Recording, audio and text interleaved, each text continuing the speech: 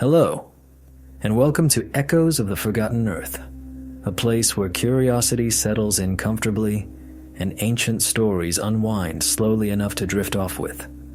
Tonight, I'd like to guide you far back through time, into a world that ended in flame and quietly began again in the dark.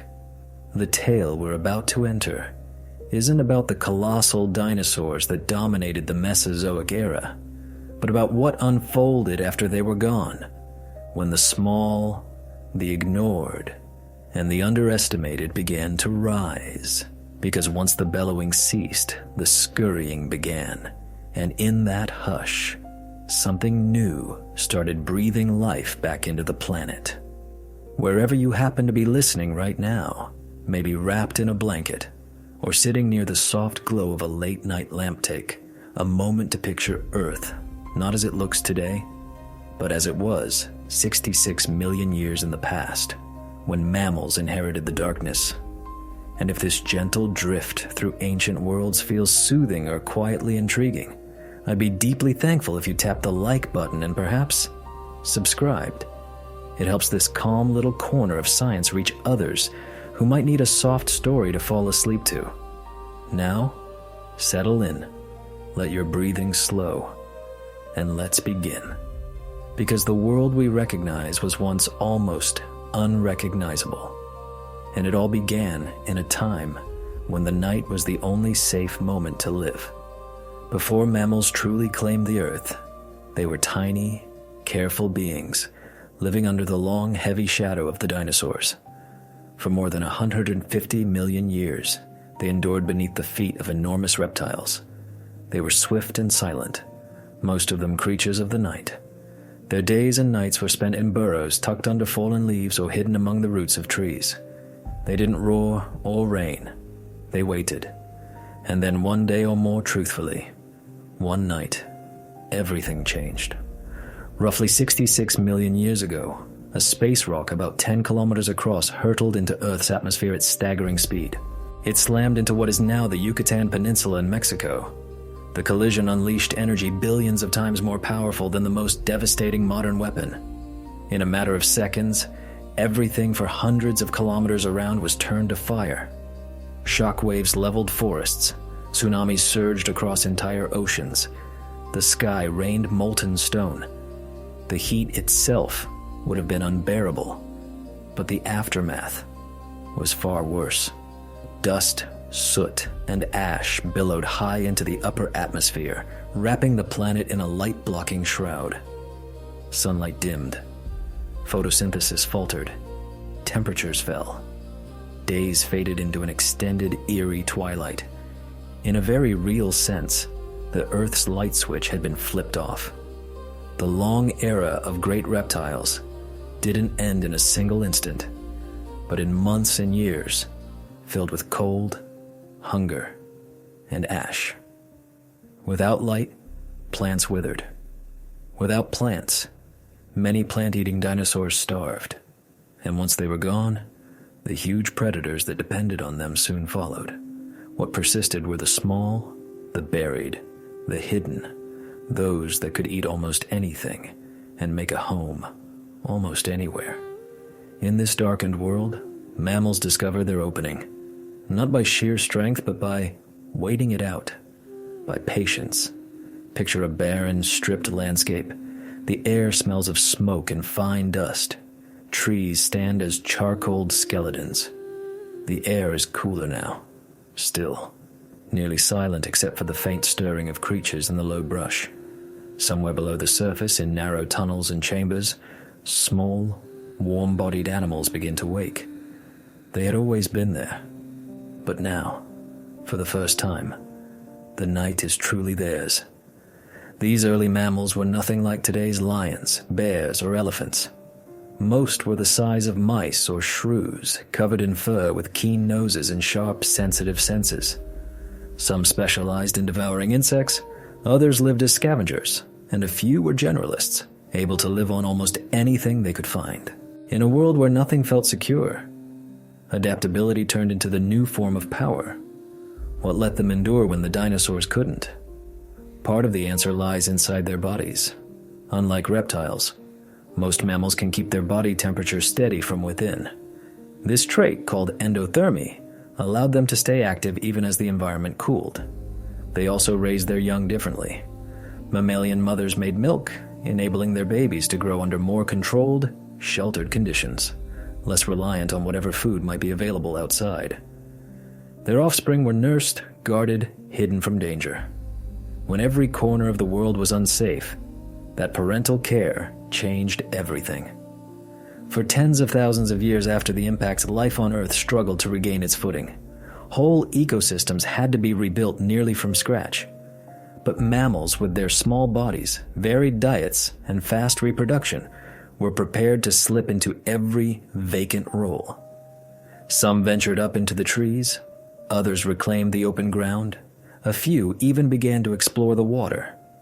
Step by step, night after night, the balance of life shifted. The dinosaur era had been about strength and dominance. The new era would be about persistence and flexibility. The mammals that survived were not just the ancestors of one familiar animal. They were the starting points of many futures. Among them were early placentals, modest creatures whose descendants would one day include primates, rodents, bats, and even whales. There were early marsupial kin clinging to existence on the southern continents. And there were monotremes egg-laying mammals, ancestors of modern platypuses and echidnas, peculiar survivors from a much older world, still managing quietly in the background. Each of these lineages carried with it an essential set of tools, an evolutionary starter kit for a planet beginning again. Now, imagine the forests slowly returning. It took millions of years for Earth to truly regenerate, but eventually the stage was set. Plants evolved swiftly, populating the land with fresh diversity. Flowering plants spread across vast areas, producing fruits and seeds that tempted hungry mammals. Insects rebounded, offering a constant food source. The planet warmed, climate steadied, and the survivors finally crawled, climbed, and crept out beyond their hiding places. In this renewed world, mammals no longer played background roles. They were trailblazers in a world open for exploration. As nights gradually ceded to normal days again, mammals adapted to both. Species that had once moved only under cover of darkness began to test the daylight. Their eyes slowly shifted, their habits evolved, and new forms appeared. Each new creature was like a small, living experiment in survival. Some became expert diggers, others turned into lepers. Still others took to the water as swimmers. Natural selection, unhurried and relentless, began to sculpt these simple forms into an astonishing variety. In many respects, mammals thrived, not because they were better, but because they were more adaptable. Dinosaurs had ruled during a relatively steady, predictable age. Mammals stepped into a fractured, altered world, and in such brokenness, flexibility wins. They could change their diets, tolerate the cold, hide from new hunters, or find unexpected food sources. Where one habitat collapsed, they shifted to another. That repeated pattern adjust, innovate, endure became their signature strength, one we still see in mammals today. Roughly 10 million years after the asteroid's impact, the planet would have been hard to recognize. New forests traced the shapes of the continents. Mountain ranges rose and crumbled. Rivers carved fresh paths through rock and soil. Across North America and Eurasia, mammals increased in size, testing new forms and lifestyles. Plant-eating species appeared with broad, grinding teeth built for leaves and early grasses. Meat-eaters evolved sharper senses and more coordinated hunting strategies. What had started as tiny, shrew-like animals split into hundreds of species, each exploring a different ecological path. In ancient wetlands that would one day form part of Wyoming, bizarre hoofed mammals wandered through swamps and riverbanks. In humid tropical forests, primitive primates sprang from branch to branch. In South America, marsupial predators took on roles similar to those of modern cats and wolves. Farther south, monotremes and marsupials kept up their quiet persistence, isolated by oceans from the northern competition. Each separate landmass became its own living laboratory of mammal evolution, shaped by isolation, changing climates, and simple chance. But before those more recognizable forms truly flourished, there was a long stretch of time when the night genuinely belonged to mammals. During the first several million years after the dinosaurs vanished, most large creatures were gone. The skies were emptier. The oceans were in a strange, slow recovery. The nights, though, were alive. In the darkness, small mammals hunted insects, dug up roots, and slept in burrows or hollow trees. Their senses, especially hearing and smell, were their most powerful assets. Many could sense a predator long before it came into view. Others used chirps, scents, or vibrations to communicate with their own kind. These traits, honed in darkness, would continue to shape their descendants long after the world brightened. The fossil record from that time reads like a story written in fragments. Tiny jaws, delicate teeth, and small bones, preserved in ancient mud and sand. Each piece hints at the steady climb toward complexity. We find evidence of mammals spreading into new dietary roles. Some developed teeth made for crushing insects. Others evolved shapes suited for gnawing seeds. Still others grew blades for slicing meat. It was as if evolution suddenly found an empty canvas and began sketching out new possibilities with unusual speed. Among these early experiments was a group known as the multituberculates, small, rodent-like mammals that remained successful for tens of millions of years. They were adaptable and widespread, thriving through episodes of climate change and competition. In time, true rodents and primates would surpass them, but for a long stretch, multituberculates were the quiet sovereigns of the mammal world. Their long success shows how early mammal evolution was defined less by dramatic takeovers and more by stubborn endurance. Imagine standing in a forest at night, 50 million years in the past. The air is warm and heavy with the scent of dense vegetation. You wouldn't recognize any of the animals. No familiar bird calls, no human voices. Instead, you would hear faint rustles and tiny squeaks in the undergrowth.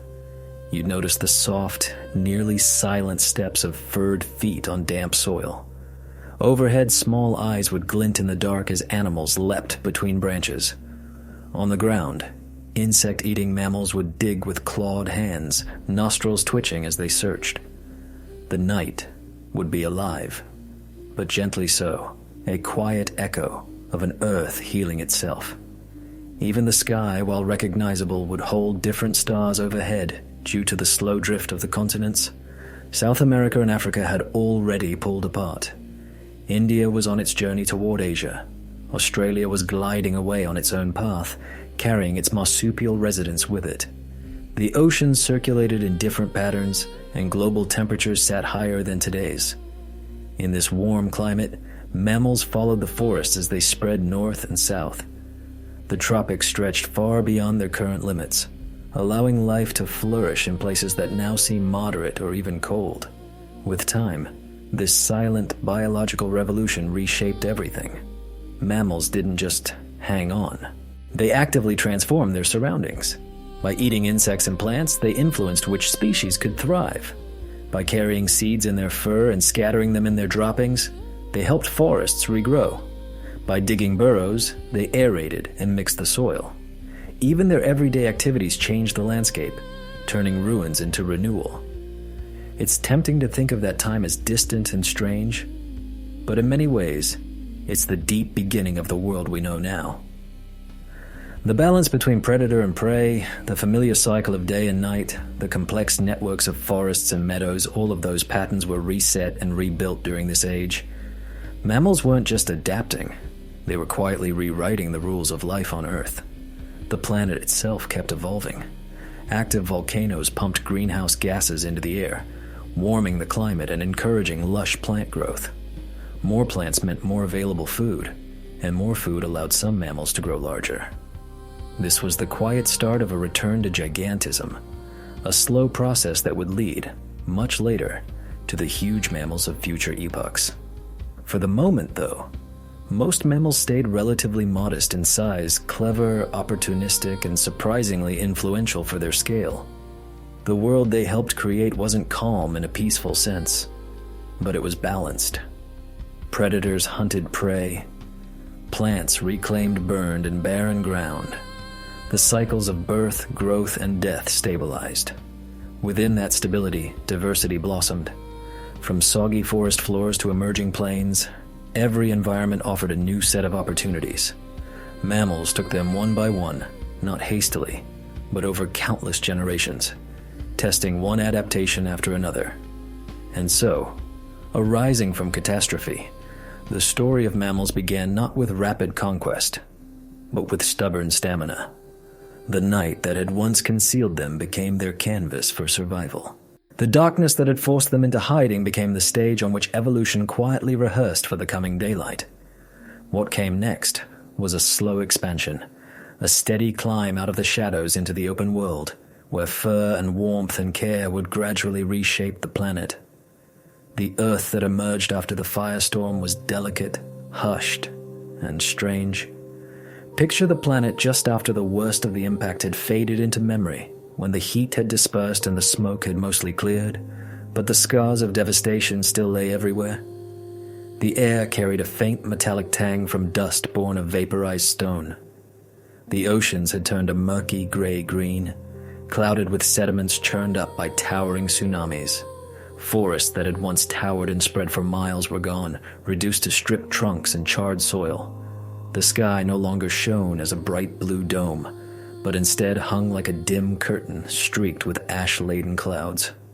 Some days the sun appeared as a pale, distant disk. On others, it didn't appear at all. This was not yet a world ruled by mammals. It was a wounded planet still shuddering from what it had endured. The asteroid that crashed into Earth 66 million years ago was more than a big rock from space. It was an event that reset nearly every system of life.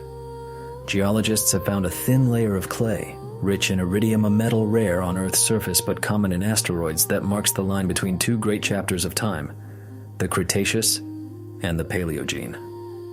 That narrow band of rock is the dividing line between the age of dinosaurs and the age of mammals. It is only a few centimeters thick, but it represents the end of tens of millions of years during which one group of animals ruled almost everything. Beneath this layer lie the remains of creatures that would never return. Above it, the fossils of those that made it through. Every grain in that boundary layer carries part of a story made of fire, collision, and darkness.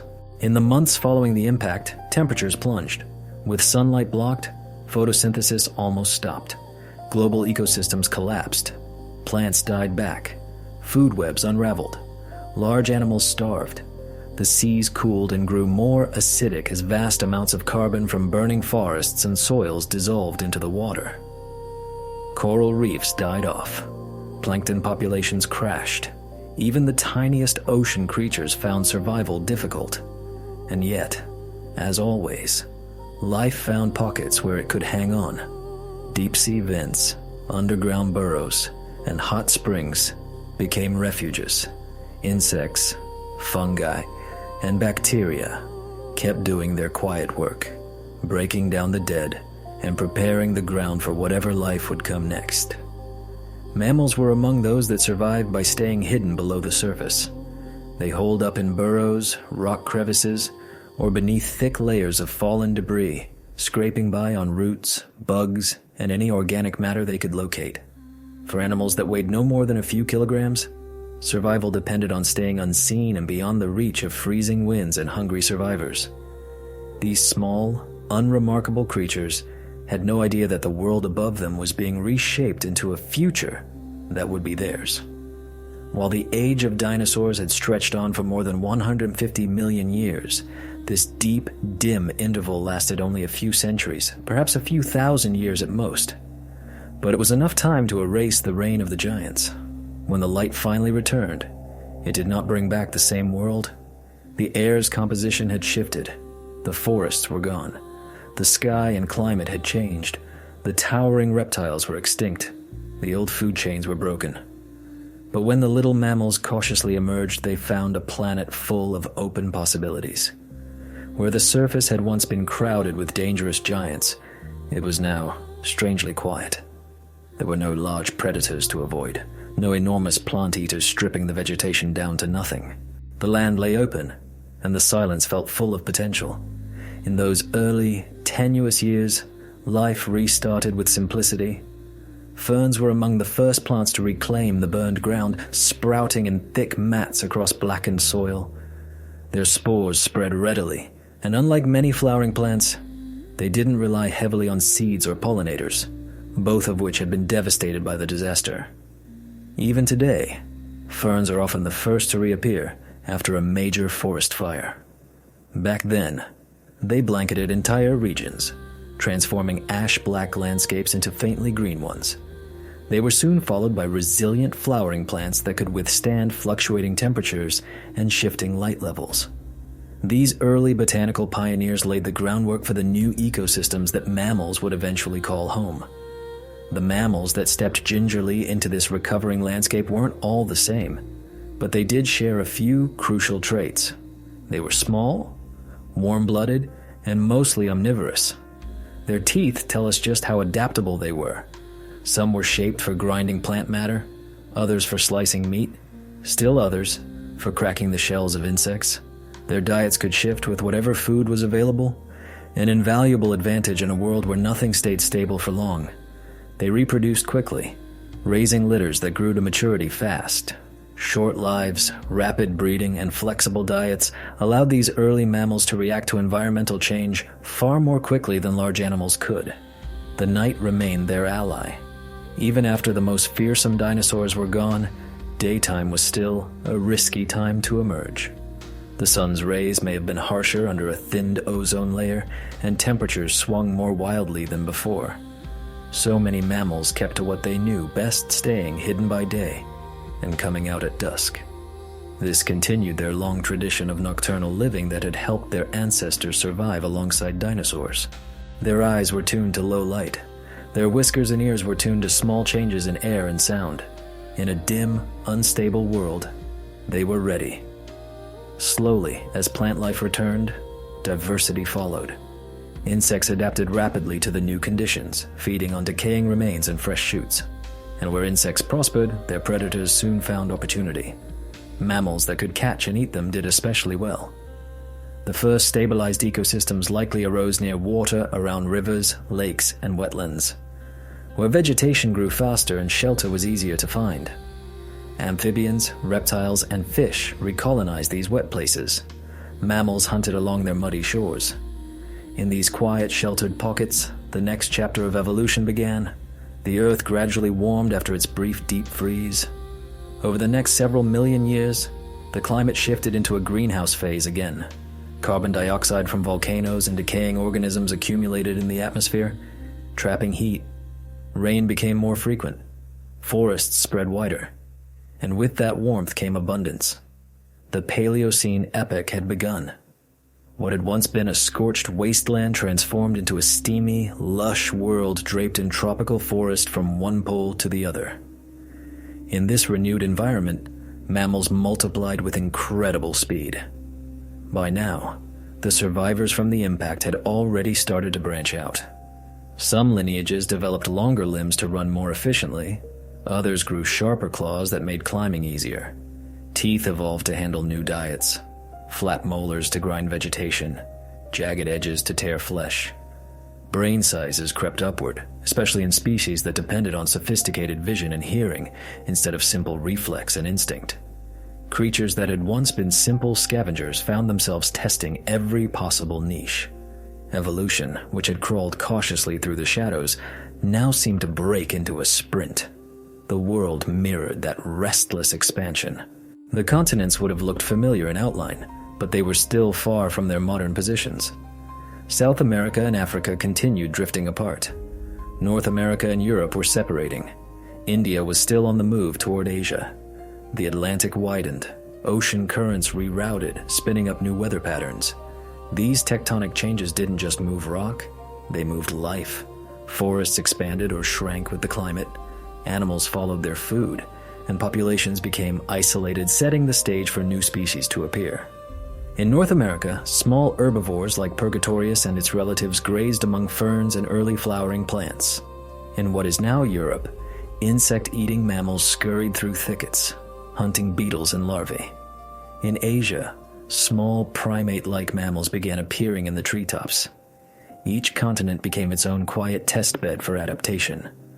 The breathtaking variety of mammals we see today — bats, whales, elephants, primates, rodents — all trace their family lines back to these first trials during the Paleocene. The planet after the fire was a study in contrasts. Some areas remained barren, stripped of topsoil and etched by fast-moving rivers that carved new valleys. Other regions exploded with growth, tangled with vines and trees competing fiercely for sunlight. The air carried more carbon, and temperatures sometimes soared. To survive here, life had to handle both scarcity and excess. Mammals refined their internal temperature control, using fur for insulation and sweat glands for cooling. Their ability to regulate body heat from within allowed them to withstand wild temperature swings. That trait would become one of their defining advantages. It's tempting to picture this time as a gentle phase of healing and regrowth, but it was equally a period of chaos and experimentation. Evolution doesn't chart out careful plans. It tests, fails, and tries again. Some mammals evolved into bizarre shapes that left no modern descendants.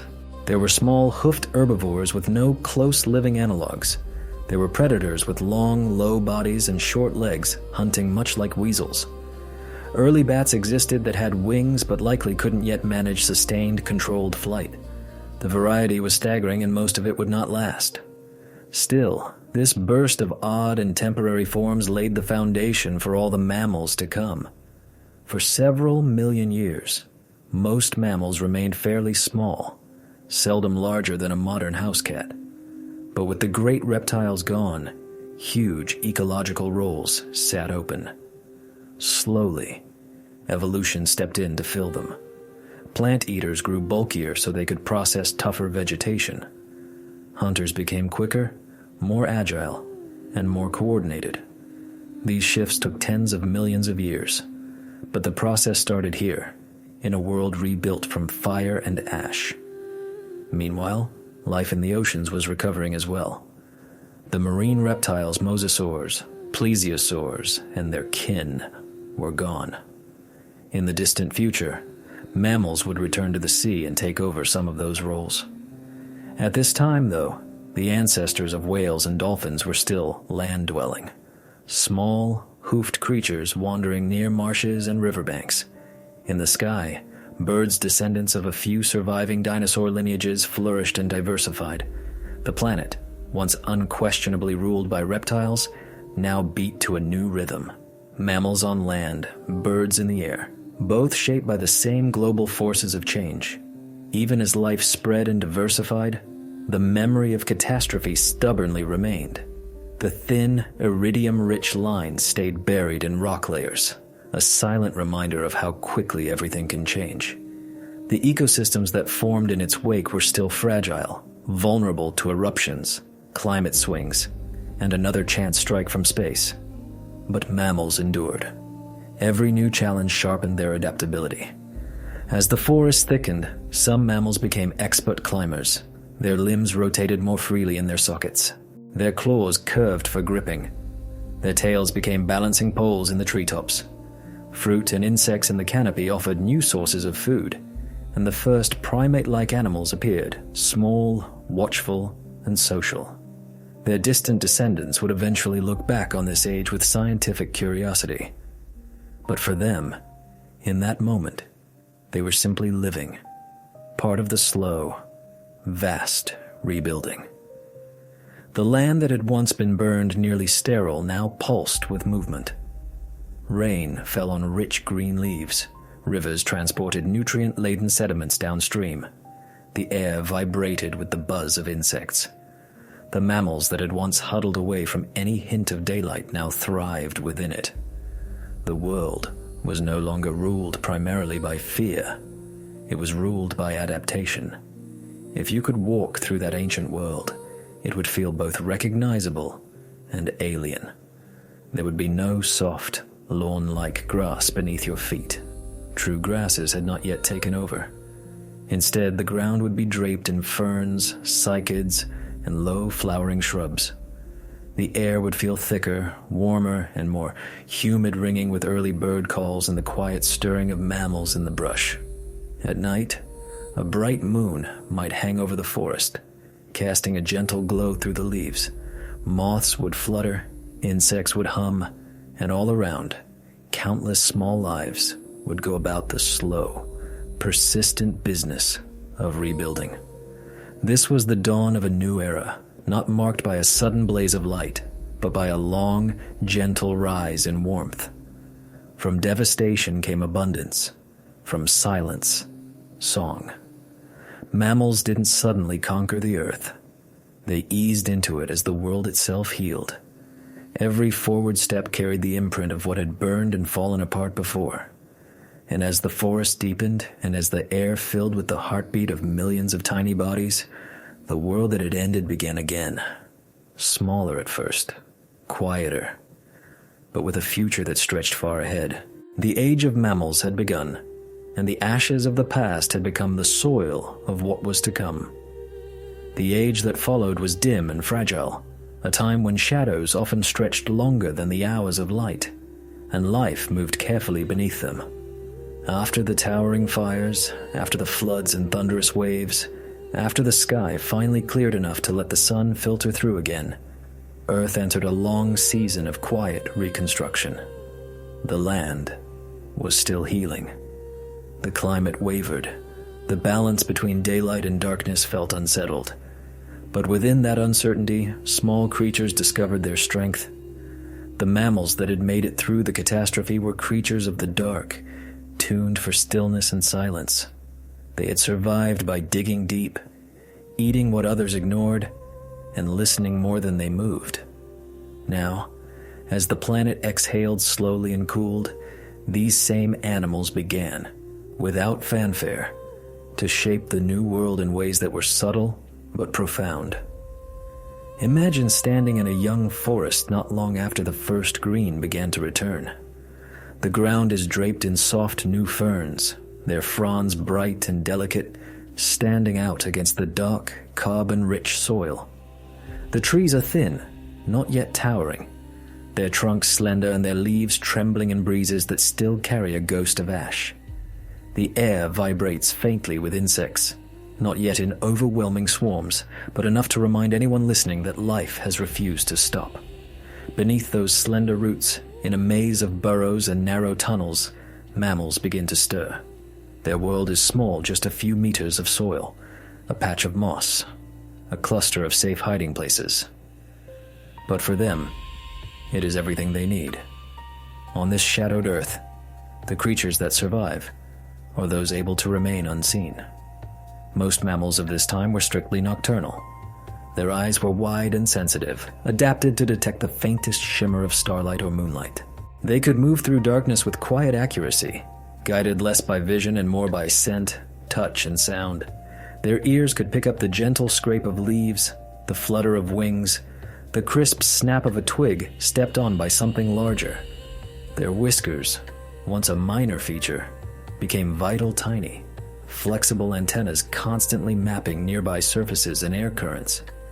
Their brains, though still small, were fast. They processed information in fractions of a second, reacting before danger fully reached them. When strength and size couldn't protect them, awareness did. They lived close to the ground, eating beetles, worms, seeds, and soft new shoots. Some gnawed at fallen nuts. Others hunted larvae hiding beneath bark and leaf litter. Their meals were simple but adequate, a willingness to eat almost anything. The hallmark of an omnivore became one of the most valuable strategies. Their warm fur shielded them from cold night air and insulated them from the still cooling ground below. For the first time in the history of the planet, small, warm-blooded creatures were more than just survivors. They were beginning to thrive. The darkness that had once been a desperate refuge now turned into their home turf. With most large reptiles gone and birds only beginning to explore their new roles, the night was suddenly open territory. Few predators stalked the darkness. Temperatures were stable enough to allow hours of safe foraging. Population sizes crept upward. On the scale of evolution, this quiet growth was an explosion. Not a sudden burst, but a steady, unstoppable climb. Generation after generation, small changes accumulated. Teeth a little sharper, limbs a little longer, senses a little keener. Over countless cycles of birth and death, these tiny differences reshaped entire species. Among these resilient survivors were the distant ancestors of many modern mammals. Some were tiny insect eaters like early shrew relatives, darting through fallen leaves in search of prey.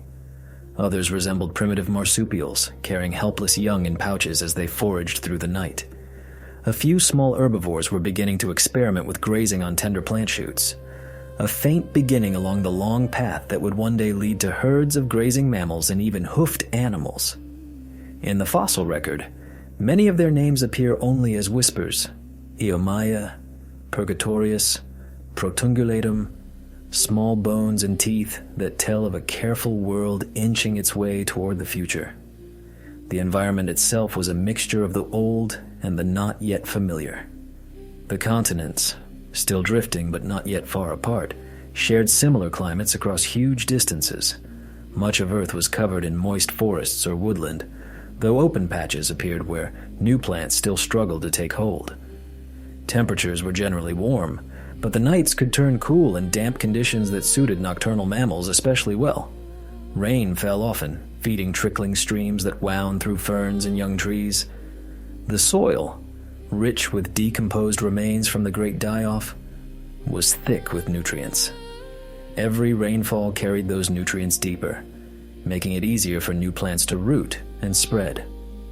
In these damp forests, the greatest strength of mammals was not size or speed, but their ability to keep the inside of their bodies stable when the outside could not be trusted. Their warm blood allowed them to function across a range of temperatures. Their active lifestyles, powered by constant internal heat, kept their bodies balanced even as the environment wobbled.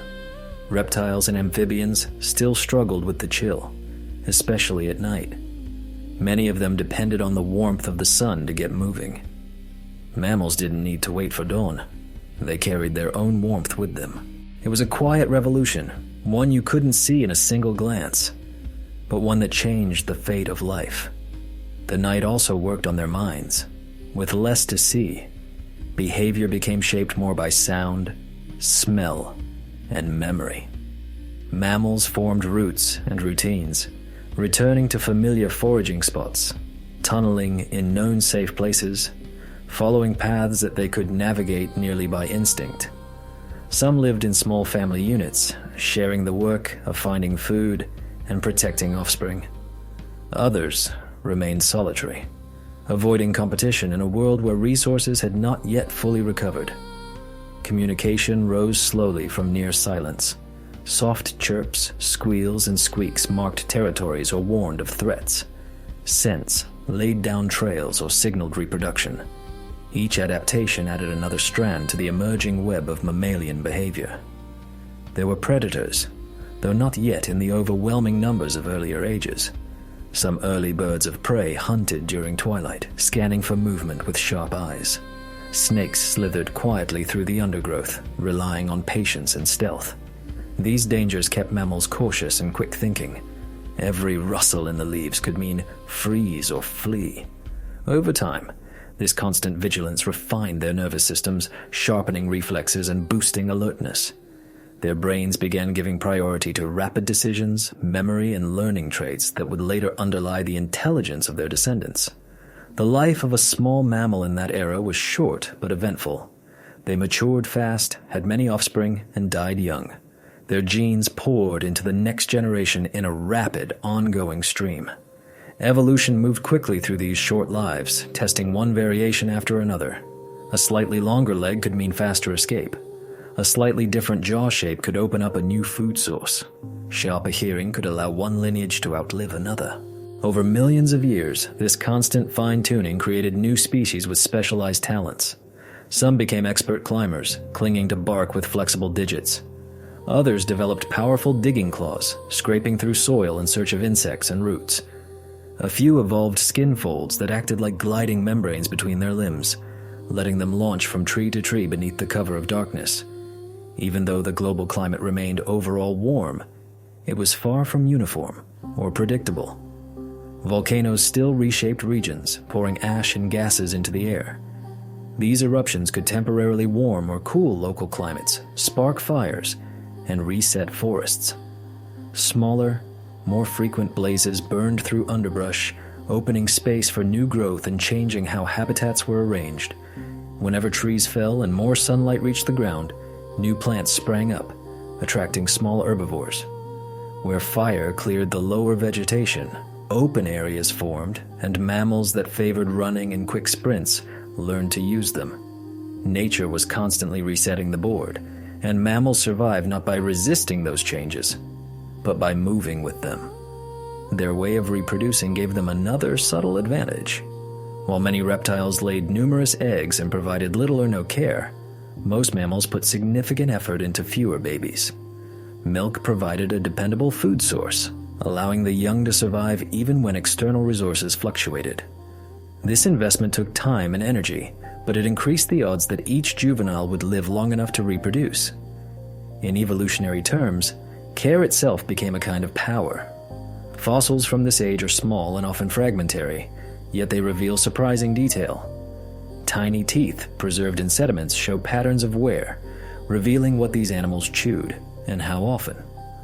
Jawbones preserve the points where muscles attached, hinting at how strongly and in what direction they could bite. The delicate bones of the inner ear point to an improving sense of hearing, especially tuned to the frequencies and volumes useful at night. Each fossil is a single clue, but together they sketch a picture of a world where vision mattered less and sound and smell ruled. At the same time, entire ecosystems were forming new links. Fungi grew thick in decomposing plant material, breaking it down and returning nutrients to the soil. Insects devoured fungi and dead matter. Mammals fed on those insects. With each connection reestablished, the web of life strengthened. A planet that had nearly gone silent began pulsing again with interdependence. Each organism, no matter how small, performing a task within the greater network. Some of the earliest mammalian hunters emerged during this time as well. They were small but highly efficient, relying on stealth more than raw power. Their teeth evolved into specialized shapes: incisors for gripping, canines for piercing flesh, and shearing molars for slicing meat. They preyed on insects, amphibians, and other small mammals, establishing the ancient relationship between predator and prey that has defined ecosystems ever since. Night became a hushed battlefield, full of cautious movement, sudden stillness, and silent competitions for survival. Meanwhile, the plant world was undergoing its own transformation. Flowering plants diversified at a remarkable pace, spreading their pollen through insects, wind, and sometimes animals. Nectar appeared as a concentrated reward, drawing insects adapted to sip it. Those insects then drew mammals that hunted or scavenged them, weaving their destinies together. Seeds began to evolve structures that encouraged dispersal through animal digestion hooks, fleshy coatings, protective shells, creating long-lasting partnerships between plants and the creatures that ate them. Mammals unknowingly became the gardeners of Earth. As they traveled, seeds clung to their fur or passed through their bodies, landing far from their origin and giving rise to new forests and clearings. As forests thickened, new microclimates formed. Dense canopies created pockets of shade and persistent humidity. Edges of these forests offered brighter light, warmer temperatures, and quick-growing plants. Mammals moved in and out of these zones. Some remained low to the ground in the cool undergrowth. Others ascended higher, adjusting to a life spent clinging, climbing, and leaping among branches. Tree-dwelling lifestyles promoted a unique set of changes: better balance, more flexible limbs, stronger grips, and refined spatial awareness. These early arboreal species laid the groundwork for later primates and many other tree-living mammals, all of them descendants of those same small survivors that had learned how to live in the blurred spaces between shadow and light. Everywhere, life remained cautious, but it was learning. Earth had entered a long twilight between devastation and flourishing. Evolution doesn't rush, it recalibrates. The mammals that lived through this age had no idea they were setting the stage for future giants, clever predators, or thinking creatures. They were simply existing in a world that demanded patience. And yet, as they went about their quiet lives, the environment was already preparing for the next step. The air continued to warm slightly. Plants grew denser. Ecosystems stabilized. The extended night that once shielded them would slowly give way to fully restored days, and those able to adjust to sunlight would inherit a very different Earth. For the moment, though, the shadows were enough. Within them, mammals perfected the skill of quiet endurance, existing in the space between peril and safety, between night and coming dawn. This age of shadows was not a gap in evolution. It was its steady heartbeat. Every pulse added another thread to the growing web of life that would one day cover the earth with astonishing variety. From their burrows, hollows, and hidden nests, the small survivors continued their work simply by staying alive, turning the ruins of one era into the framework of another. And as the forests grew deeper and the nights filled with the faint, overlapping sounds of countless small creatures, the world waited for the moment when these night dwellers would finally step out into the sun and begin to claim the open world above. The rise from the burrows did not begin with a grand leap, but with tiny, almost hesitant movements, just as most major changes in nature start. There was no single sunrise when mammals suddenly decided that the darkness was no longer necessary. Instead, the shift happened incrementally, over thousands of generations, as cautious bodies ventured a little farther from their safe tunnels, one careful step at a time. The climate had warmed again. Forests had grown thicker, more layered. The harsh, searing sunlight that once followed the impact had softened. The ground was rich with tangled roots and crawling insects. The air shimmered with humidity and the murmur of new life. The world was no longer just a place to endure. It was beginning to beckon. That quiet tug, what we might call curiosity, has its own logic in evolution. Creatures that explored even a little sometimes found better food, safer shelters, or new mates. So the mammals that had spent ages in the safety of darkness began to test the surface more boldly. Some emerged a bit earlier each evening, staying out longer into the fading light. Others lingered later into morning, letting dawn grow brighter around them. Slowly, their bodies and senses adjusted. Eyes adapted to handle more light. Behavior shifted away from pure concealment toward exploration. The animals that had once darted from shadow to shadow started to pause, to stand, to sniff the air and look around. The burrows that once defined the edges of their world became starting points instead of boundaries. The earth they emerged into was no longer the devastated land their ancestors had known. Forests were fully lush again, layered with ferns carpeting the ground and vines climbing toward filtered sunlight. Flowers bloomed almost everywhere, stitching the landscape together in color and scent. Each blossom was part of an expanding network involving insects, birds, and mammals. The smell of char and smoke had long since faded. Now the air smelled of damp soil, pollen, and rain. It was a living labyrinth of sound and motion, and for mammals who dared to step into it, the world held both great risks and generous rewards.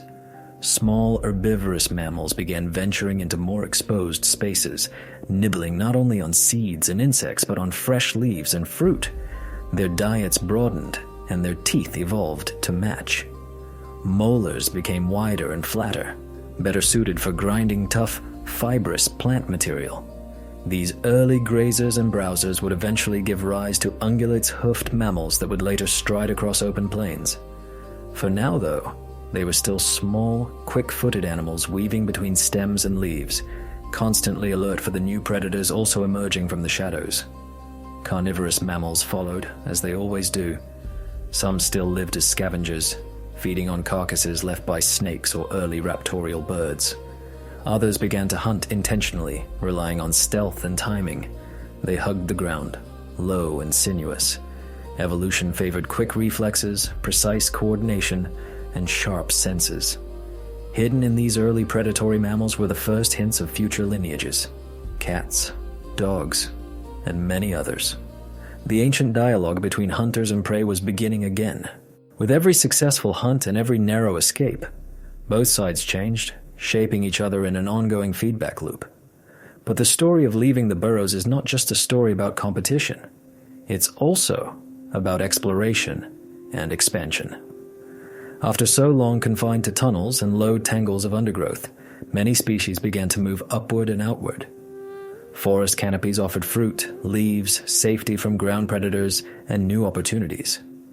Some mammals grew more adept at climbing, their limbs turning more flexible, their claws more curved.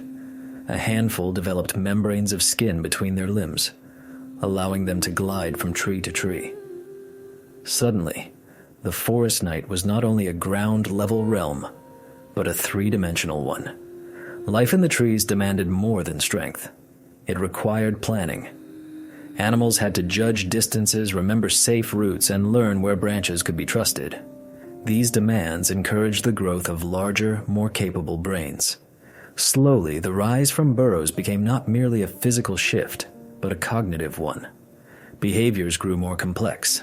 Certain species formed stronger social bonds, cooperating for protection or to raise their young. Communication through calls, scents, and gestures became more refined. What had once been a simple routine of hiding and feeding became something more layered, with traces of awareness and choice. The Earth kept changing in step with this growing complexity. The Paleocene epoch gradually transitioned into the Eocene, a time marked by warmth and flourishing life. Global temperatures climbed. Forests spread farther toward both poles than ever before. Even regions that are now icy and barren supported subtropical vegetation during this period. These widespread forests acted as green corridors, linking distant parts of the continents. Mammals traveled along them, dispersing into new lands, mixing and diverging as they went.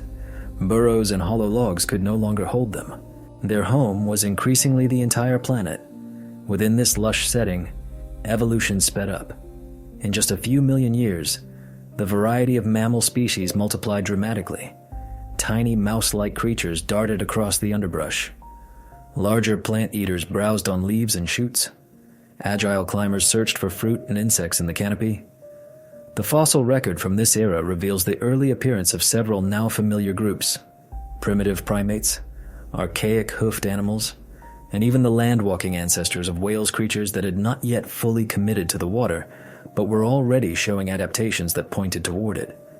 Each lineage was a different answer to a question posed by the changing environment. Venturing more fully into the open also brought fresh dangers. Animals more exposed to view had to become more vigilant. Sensory systems sharpened not just for seeking food, but for detecting threats. Vision evolved to better detect movement and perceive detail.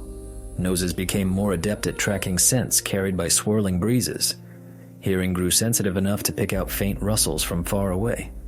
Every sense served as a survival instrument, and together they made mammals masters of awareness. The warm, stable climate encouraged rich diversity, but it was not without its tests. Periodic shifts in temperature and rainfall forced some species to move long distances or adjust their behavior. Some became specialists, depending on particular plants, insects, or habitats.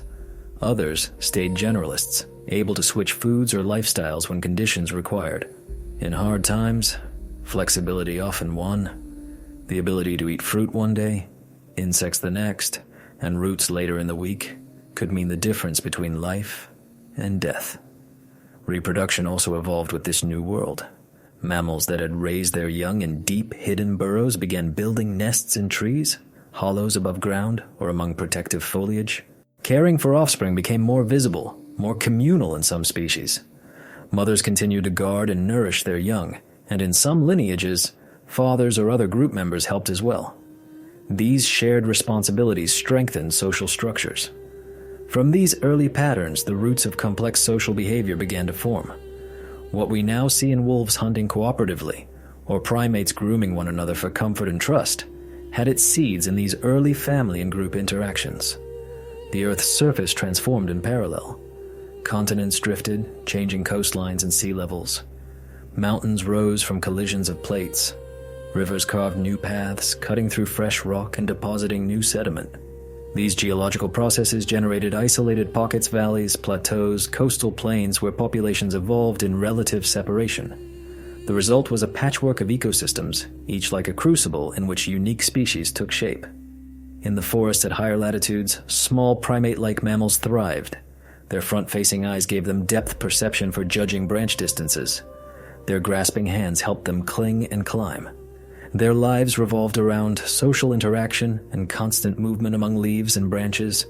In more open areas, herbivores developed stronger legs and better stamina for running. In marshy habitats, early semi-aquatic mammals began venturing more frequently into the water to chase fish and crustaceans.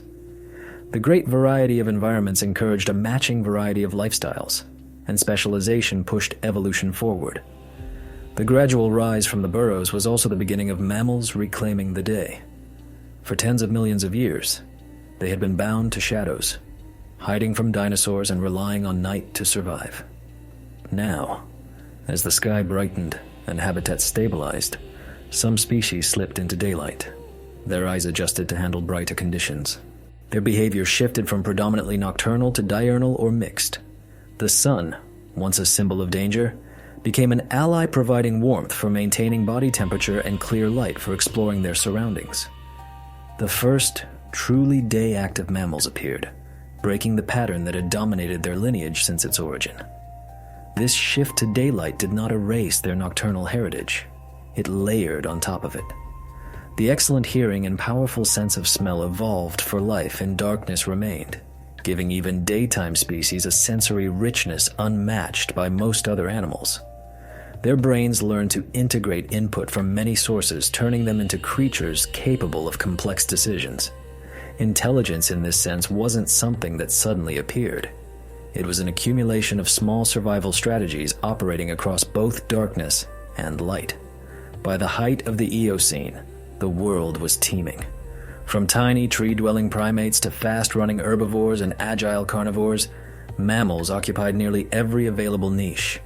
In the oceans, early whales descended from land mammals were beginning their transformation toward fully aquatic lives. These archaeocetes, with forelimbs and hoof-like structures, patrolled coastlines and shallow seas. Over millions of years, their descendants would leave the land behind altogether. The great climb from the burrows had expanded not only upward into treetops, but outward into open oceans.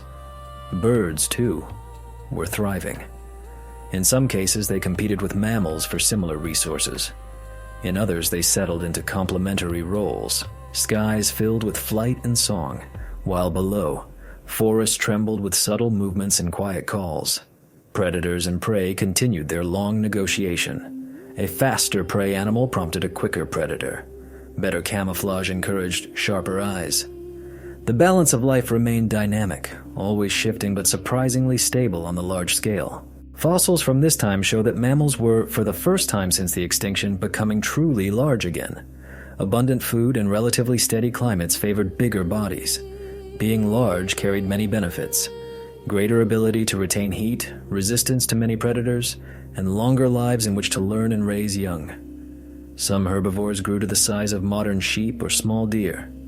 Carnivores followed suit, evolving stronger jaws and limbs to keep up with their increasingly robust prey. The long age of tiny survivors was slowly yielding to an era of confident expansion. Still, old instincts lingered. Even as some mammals embraced open spaces and sunlight, many continued to dig burrows or dens, fleeing underground to rest or raise young. The earth itself remained a symbol of safety, a living connection to a time when the world above had been deadly. That instinctive return to the soil persisted like a memory. It's sobering to realize that every mammal alive today still carries traces of that ancient transition. The preference for darkness in some species, the instinct to dig, the daily cycles of sleeping and waking, all have roots in those first careful steps away from the underground. Even our own distant ancestors would inherit that same blend of curiosity and caution, that tension between safety and exploration that shapes every life. As the Eocene continued, mammals became the main architects of many ecosystems. Their grazing and browsing controlled plant communities. Their travels spread seeds. Their digging and nesting altered soils and microhabitats. The once ruling reptiles were still present, but now they played smaller supporting roles in a world largely orchestrated by fur, warmth, and care. Earth's rhythm had changed. It was no longer dominated by size, armor, or cold-blooded might, but by intelligence, adaptability, and endurance. The gradual rise from the burrows was not a dramatic revolution. It was a long, deep breath, a quiet awakening from darkness. It was the sound of soft footsteps on fresh soil, of leaves rustling under small bodies, of millions of gentle risks taken over millions of years. Each small change, each extra meter explored beyond safety, added to the momentum. Out of these tiny choices came everything that followed: epic migrations, towering mammals of later ages, and eventually creatures capable of looking back and wondering how it all began. And as sunlight spilled more fully over a planet that had once been swallowed by shadow, mammals continued their slow, steady climb. For the first time in tens of millions of years, the Earth truly belonged to them. And though they couldn't know it, the long night that had sheltered their ancestors was finally giving way to an age of warmth, growth, and wide open possibility. The world that unfolded after mammals began to climb out of their burrows was still haunted by the ghosts of giants. For a long time, Earth carried both memory and presence, the last fading traces of the age that had ended, and the first quiet murmurs of the one just beginning. The great dinosaurs were gone as living creatures, but their legacy lingered everywhere, etched into the shapes of ancient floodplains, in the empty clearings where their immense feet had once crushed soil, in forests whose structure had been molded by their heavy browsing, and in the silence their extinction left behind. The planet was full again, but its character had changed. Life had learned a form of humility from catastrophe. Out of that humility grew something new, an age shaped not by overwhelming dominance, but by layered balance. Millions of years after the impact, Earth still bore its wounds. Beneath fresh soil in many regions lay beds of ash and char, now rich with minerals. These layers fed the next generations of forest that took root above them. Rivers changed course where shock waves had flattened ground, carving new channels and abandoning old ones. Mountain chains had risen higher under slowly colliding plates. Weather patterns began to slide toward a more consistent rhythm. The air ran warmer overall, the rains heavier in many forests, and the vegetation more crowded and lush. It was a recovering world, not frozen in place but alive with subtle movement. Within that motion, mammals continued their steady spread. They were still small when measured against the vanished reptiles, but on an evolutionary stage newly swept clean, smallness became an asset. Small bodies meant quicker reproduction, less food needed to survive, and the ability to exploit narrow cracks in the environment. While dinosaurs had relied heavily on sheer size and specialized forms, the new mammals prospered through versatility. A species that could live in one kind of habitat could often adjust to another with only minor shifts in behavior or diet. When a food source dwindled, they tried something else. When conditions changed, they moved. Their success lay not in grandeur, but in their capacity to bend instead of break. This was in many ways a world of small dreams creatures that stayed close to the ground, each adding a tiny piece to the slow reshaping of life. Yet even as these modest mammals thrived, fragments of the old giant-dominated world still persisted. Crocodiles and turtles, true holdovers from the Mesozoic, remained rulers of rivers, swamps, and lake shores, their basic designs nearly unchanged. High above, birds, descended from surviving lineages of small dinosaurs, now filled the roles once held by pterosaurs and many airborne reptiles. Raptors, cranes, waterfowl, and early seabirds filled the air with movement and calls, commanding the realm of flight before mammals ever reached it. For the first time since the global disaster, ecosystems regained a feeling of balance. Food webs grew complicated again, nested, branching, interdependent. Plants spread with the help of pollinators and seed carriers, many of them mammals and birds. Insects multiplied in staggering numbers, consuming vegetation and, in turn, feeding the animals that hunted them. Forests thickened, wetlands spread, and the heartbeat of Earth's biosphere found a patient, reliable rhythm. During this interval, mammals diversified at a pace unmatched in their prior history. The fossil record shows new forms appearing over spans of a few 100,000 years, brief instants on geological timescales. Each new species was just slightly different from its ancestors. A longer snout here, a different tooth cusp there, stronger forelimbs or more nimble ankles. Each variation represented a new strategy, a new way to live. Some plant-eating mammals gradually grew larger, bodies adjusting to handle an increasingly leafy, fibrous diet. Others remained small, but became highly specialized insect hunters or seed gatherers. Early primates bounced through trees, their hands already able to grasp branches with precision. Primitive hoofed mammals experimented with faster running and greater stamina. Carnivorous mammals hunted with patience and stealth, refining the art of silent pursuit. The land was alive with possibilities, but it was not peaceful in a gentle sense. Forests were dense, yet competition ran through every layer. Roots battled underground for water and minerals, leaves contended for light. Animals competed for food, shelter, and mating opportunities.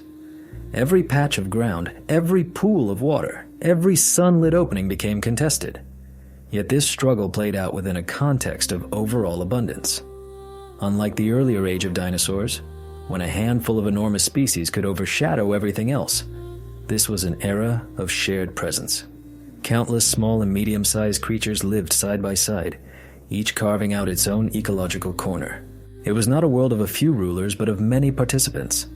Climate acted as a steady, shaping hand throughout this transformation. Global temperatures climbed to some of the highest levels seen in tens of millions of years.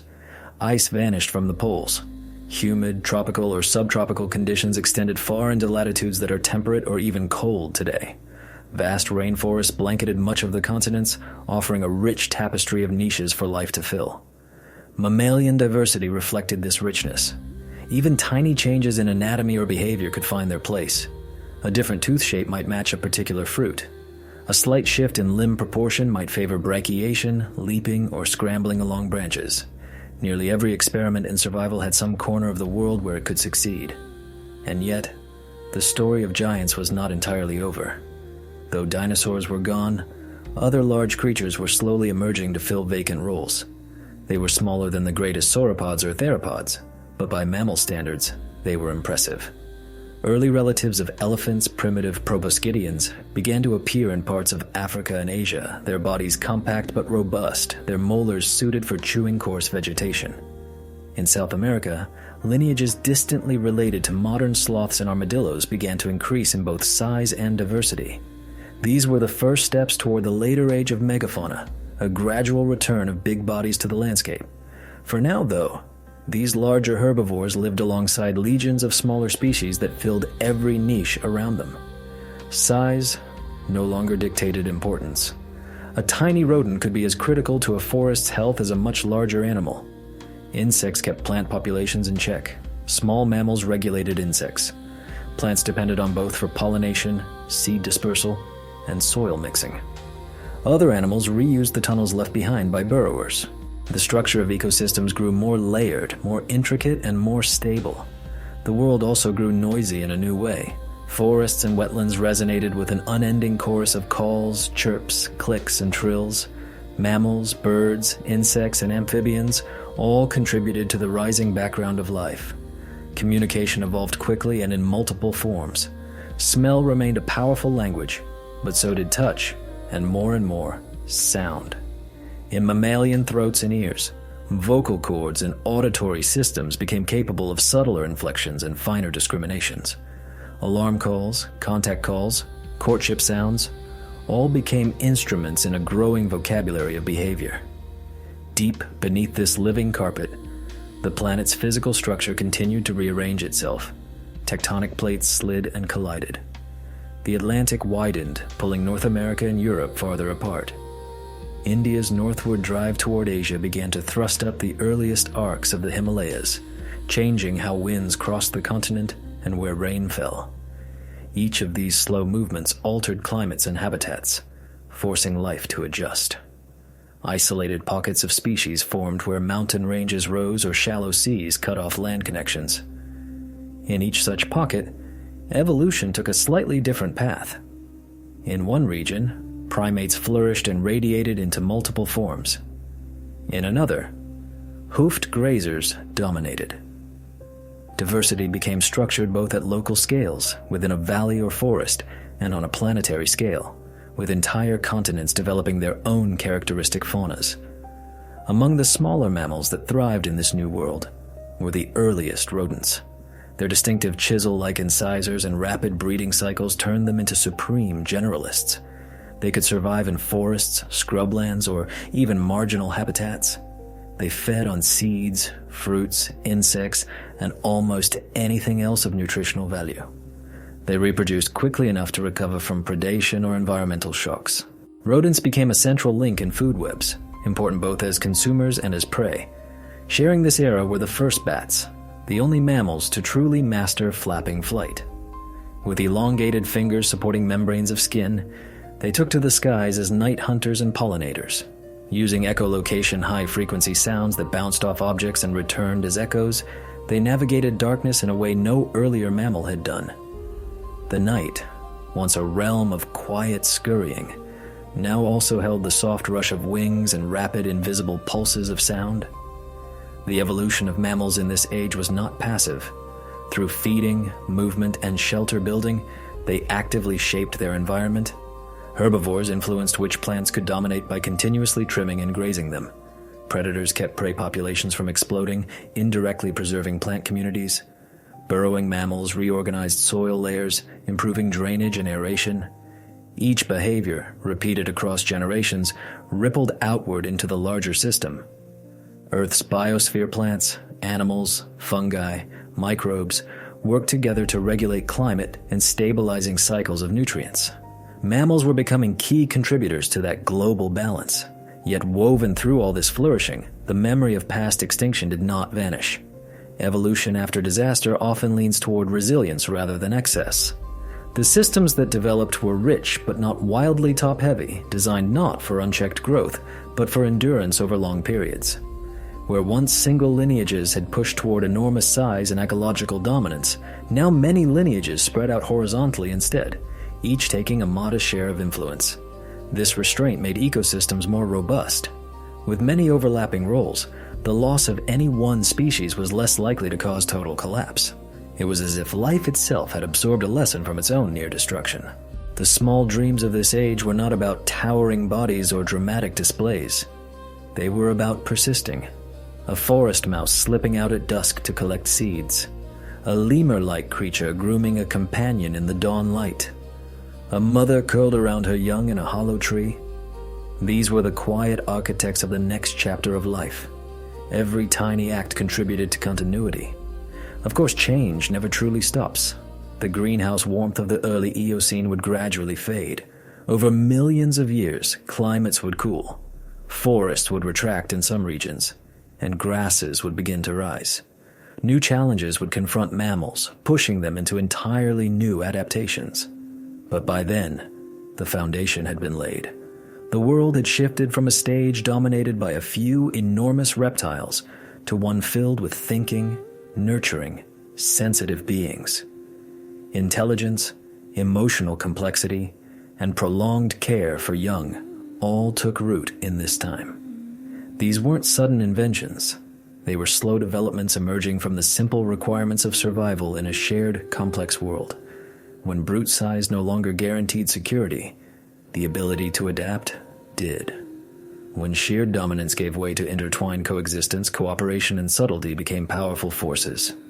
In burrows, nests, family groups, and social bands, mammals built the early frameworks of empathy, communication, and memory.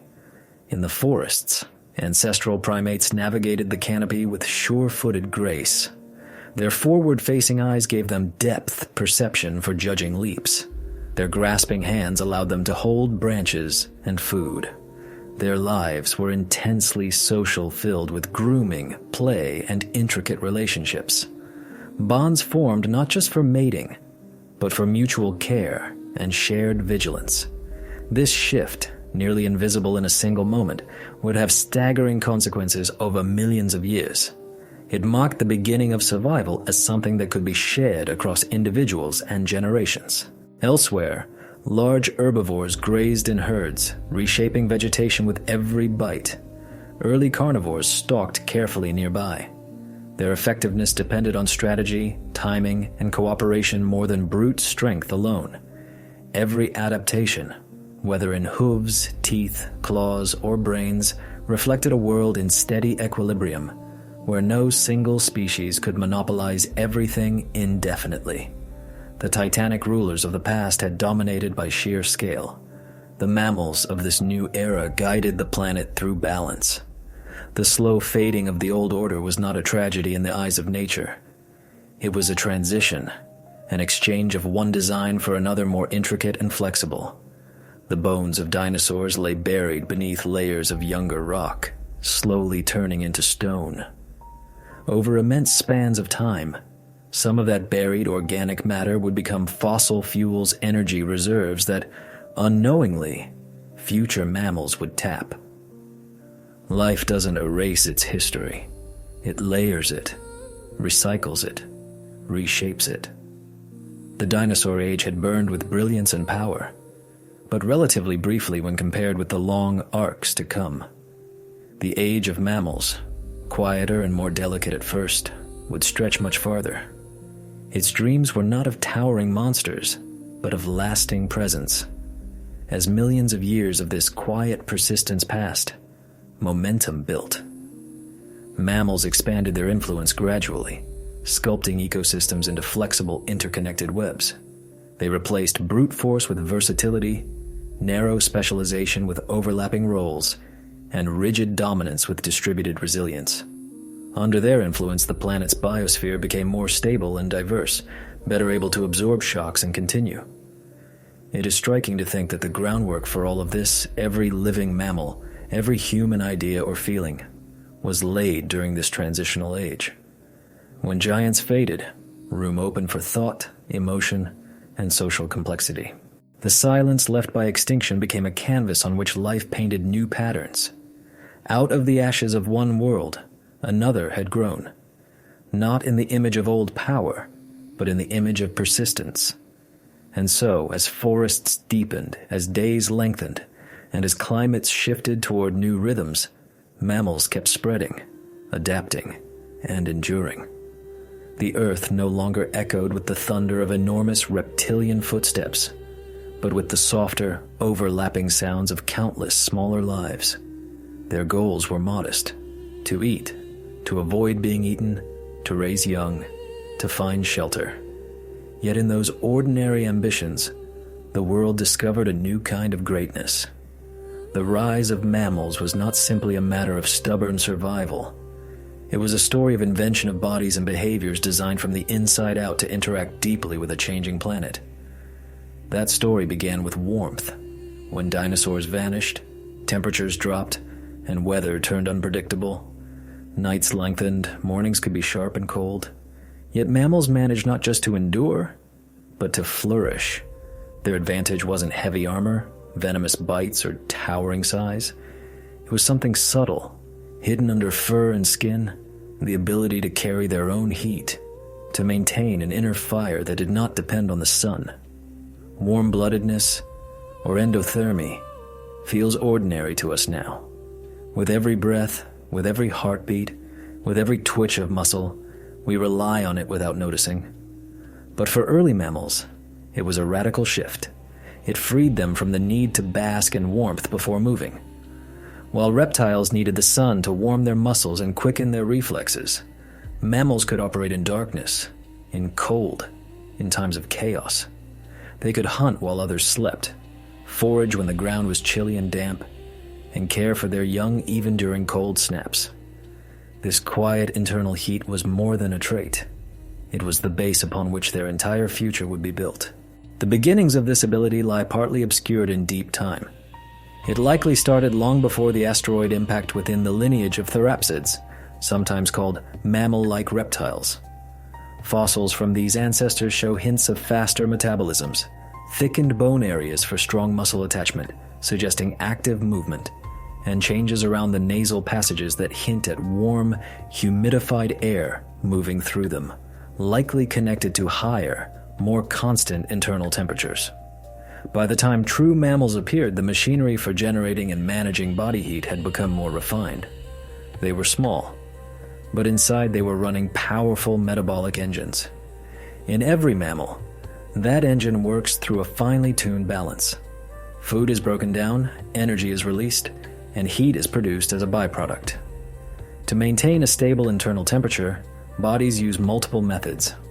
Blood vessels expand to release heat when it's too warm, and contract to conserve heat when it's cold. Muscles shiver when extra warmth is needed. Tiny muscles at the base of hairs lift fur to trap insulating layers of air.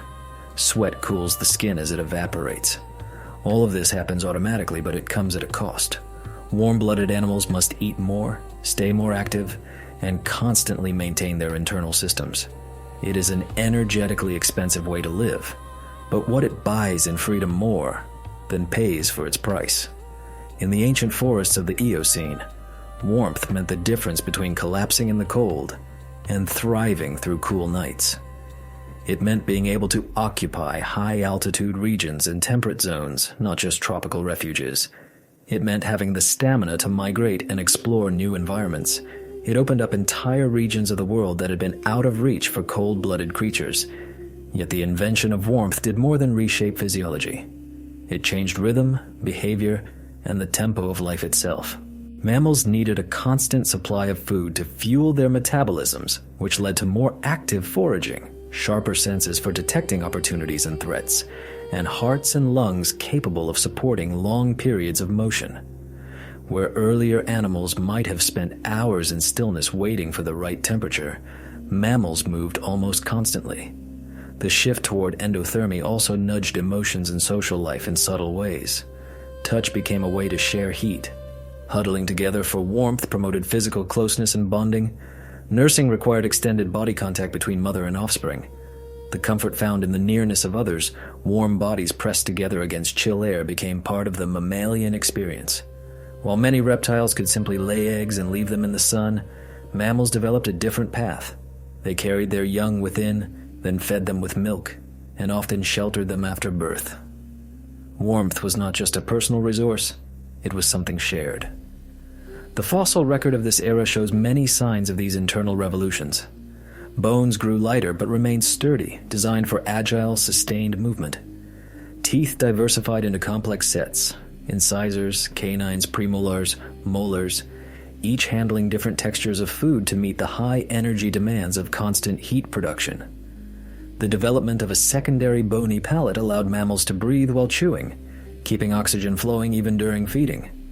Skulls reveal enlarged brain cases, providing room for brains able to regulate internal conditions and coordinate complex behaviors at the same time. In the lush forests of the early Eocene, this inner warmth translated into a world of continuous motion. Tiny mammals scurried under leaves, always foraging for the next bit of fuel. Predators paced and stalked with relentless focus. Even during sleep, warm bodies allowed for quick awakenings and rapid reactions to danger. The whole system of mammalian life became one of responsive energy, ready, watchful, active. At the same time, that constant energy required cycles of rest. Sleep became an essential phase not only for cognitive processing, but for metabolic restoration. The pattern of waking, eating, and sleeping mapped onto the daily pattern of light and dark, even for species that were active primarily at night. These rhythms came to define their lives.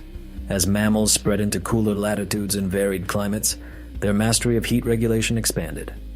Some developed thicker fur and compact builds to conserve heat. Others evolved sleek forms and cooling adaptations like increased sweating or panting for hotter regions. A shared inner warmth produced many outward forms, each tuned to its home environment. Certain lineages took advantage of flexible metabolic control. Bats, for example, evolved the ability to enter torpor, a state of lowered body temperature and metabolism during periods of rest or cold.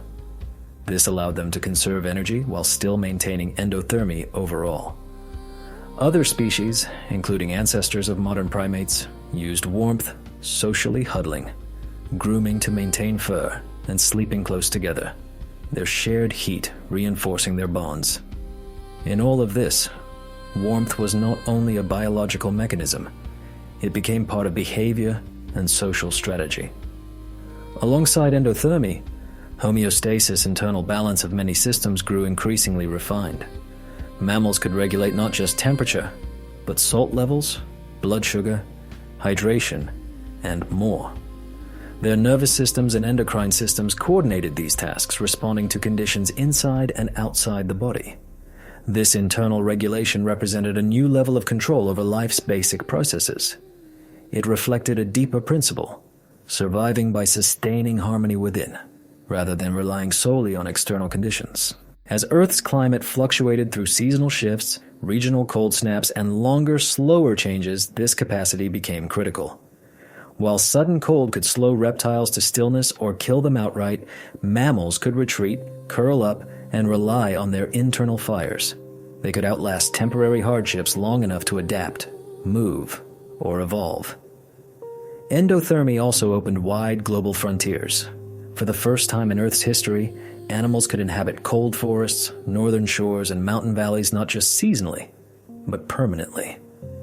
Populations separated by distance or geography began to diverge genetically, producing an explosion of different forms, all built on the same warm-blooded foundation. Some developed dense winter coats. Others gained thicker layers of fat. Still others remained light and sleek, racing across warm grasslands. All carried the same inner flame. It's remarkable to realize how much of Earth's modern life traces back to something as simple and profound as body heat. The warmth that began as a biochemical trick became an engine for ecological change. Through it, mammals altered forests, plains, and oceans. Their activity affected plant growth, soil composition, and even patterns of carbon and oxygen cycling in the atmosphere. In the same period, another defining feature took shape: fur. Fur wasn't just a covering. It was advanced insulation, a living material grown and maintained by the skin. It trapped air, preserved warmth, and also served as a sensory grid through which the outside world could be felt.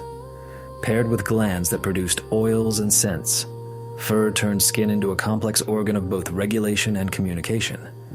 The evolution of the mammalian heart and circulatory system matched the rising demands of metabolism. A 4-chambered heart pumped oxygen-rich blood efficiently throughout the body. Lungs with large surface areas exchanged gases rapidly. From mouse-sized mammals to future whales the size of buses, the same basic design scaled upward because it was fundamentally sound. Move heat and oxygen where they are needed, constantly. Sensory systems integrated tightly with this metabolic tempo. Being warm-blooded and perpetually active meant constantly processing information from the world. Eyes adapted to multiple levels of light. Ears picked up finer gradations of sound. Noses detected faint scents carried in humid air. Unlike animals that moved in bursts separated by long stillness, mammals experienced the world as a continuous stream, and their nervous systems rose to meet that continuity. In social mammals, this continuity opened doors for emotional life. Fear, comfort, curiosity, and attachment, all linked to underlying hormones and brain states, became tools for survival and connection. Chemistry that helped regulate stress and body temperature also governed bonding and soothing. The mammalian heart became more than a pump. It set the rhythm of feeling. As time went on, mammals used this energy capacity to occupy evolutionary roles never filled before. Some developed into large, long-distance grazers, shaping early grassland-like systems. Others combined endurance with coordinated hunting to become apex predators. Each innovation rested on the same fundamental engine of metabolism. Even when climate swung into cooler phases or warming episodes, internal warmth gave mammals the buffer they needed to adjust. They were no longer entirely at the mercy of the sun or seasonal heat. For the first time in Earth's history, animals had the capacity to shape parts of their own fate from within. You can picture an early mammal in the chill of a dawn long past, its breath a faint vapor in the air, its heart beating quickly as it noses through leaves for food. Around it, The forest is damp and cool, but inside, its temperature stays stable. It doesn't wait for sunlight to thaw it out. In a very real sense, it carries its own sunrise. That image captures the essence of this transformation. A world learning that survival could be powered from the inside, that warmth could serve where armor once did, and that life could endure change not just by resisting it, but by embedding balance within itself.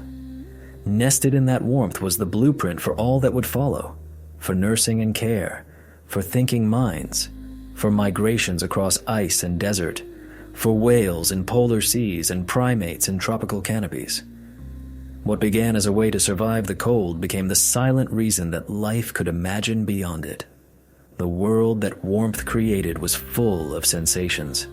Every heartbeat and breath, every careful step through dense Eocene forests, every leap between branches demanded that animals not just move, but listen, smell, feel, and see with ever-growing clarity. Warmth allowed mammals to stay active. Their senses allowed them to understand the living maze they moved through. Earth itself pulsed with signals, the creak of trees, the hum of insects, the rustle of scales or feathers, the scent of flowers and damp soil. To survive in such a place, it was not enough merely to exist. One had to interpret. What began as a set of tools for staying alive gradually became something deeper, a symphony of perception that defined the mammalian way of being. At first, the senses were mostly about survival. Early mammals were small and vulnerable, and their continued existence depended entirely on awareness. A faint shift in the leaves might mean a nearby predator. A slight change in wind direction might carry the scent of food or danger. Their world was a continuous stream of information, and evolution increasingly favored those who could decode that stream quickly and accurately. Hearing, smell, touch, sight, and taste did not evolve as separate, isolated abilities. They developed together, forming an interwoven network that turned each mammal into a living sensor, finely tuned to the complexity of its surroundings.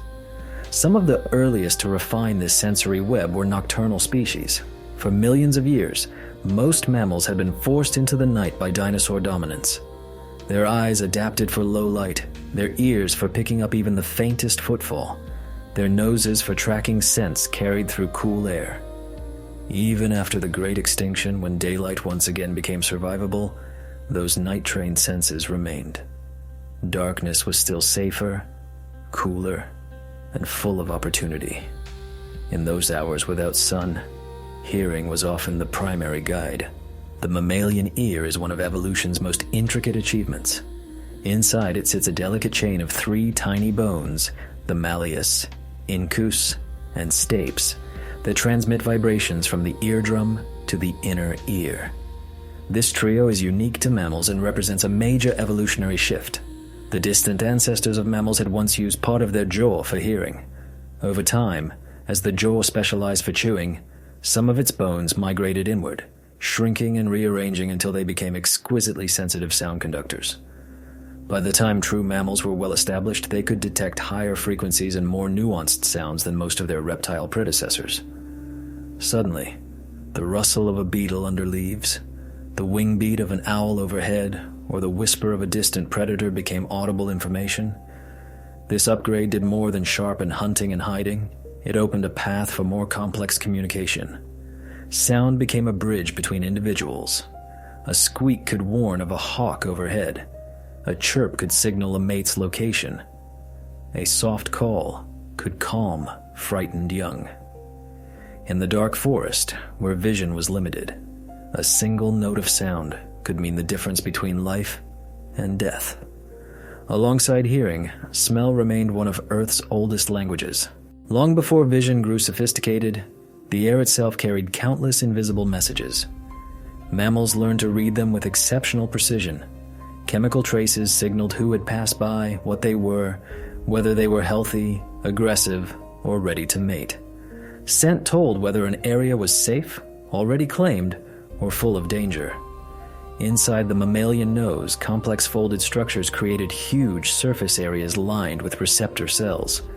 These cells translated airborne molecules into nerve impulses that the brain could interpret. Large olfactory bulbs, the brain regions that process smell, testify to the central role of scent in early mammal life. A single inhalation could reveal what kind of animals lived nearby, what plants had recently bloomed, and whether predators were close. For many mammals then, and for many now, such as dogs or bears, the world was primarily a landscape of smells rather than sights. Touch, too, became fundamental. Fur was far more than insulation. It was a vast sensory net. Every hair follicle connected to nerves that detected movement and subtle changes in pressure. Whiskers, or vibrissae, were particularly important. Situated around the face and sometimes on forelimbs, these stiff, sensitive hairs responded to the slightest disturbance in air or contact with objects. A small mammal could crawl through a cramped tunnel or dense thicket almost entirely by feel, whiskers brushing softly against surfaces to map the environment and avoid hazards. This form of perception, called tactile sensing, allowed them to move quickly and confidently, even when their eyes were nearly useless. Taste evolved right alongside smell, refining the ability to distinguish safe from harmful foods. Bitter flavors often indicated toxins. Sweetness signaled energy-rich sugars. Saltiness hinted at essential minerals. Together, taste and smell formed an internal quality control system for food. Eating was no longer just a matter of grabbing whatever came to hand or paw. It became guided by a feedback loop constantly checking, sorting, and judging. And then there was vision, perhaps the most transformative sense of all. For early nocturnal mammals, eyes had been tuned mostly for sensitivity, collecting as much light as possible to see in near darkness. Images might have been grainy, but movement was detectable, and outlines were visible. As some mammals re-entered daylight, their eyes began to change. Their retinas developed more cones, the photoreceptor cells that perceive color and detail. In certain lineages, these cones diversified, allowing them to detect multiple wavelengths of light. Flowers and fruits, evolving at the same time, presented bright colors and patterns. Mammals that could distinguish those colors gained an advantage in finding food. Depth perception improved when eyes shifted more toward the front of the skull, providing overlapping fields of view.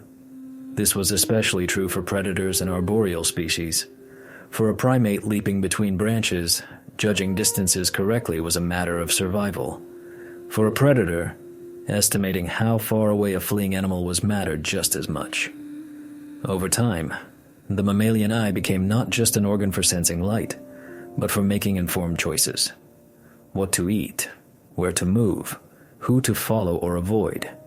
These decisions increasingly relied on sight. All these senses funneled their information into growing brains.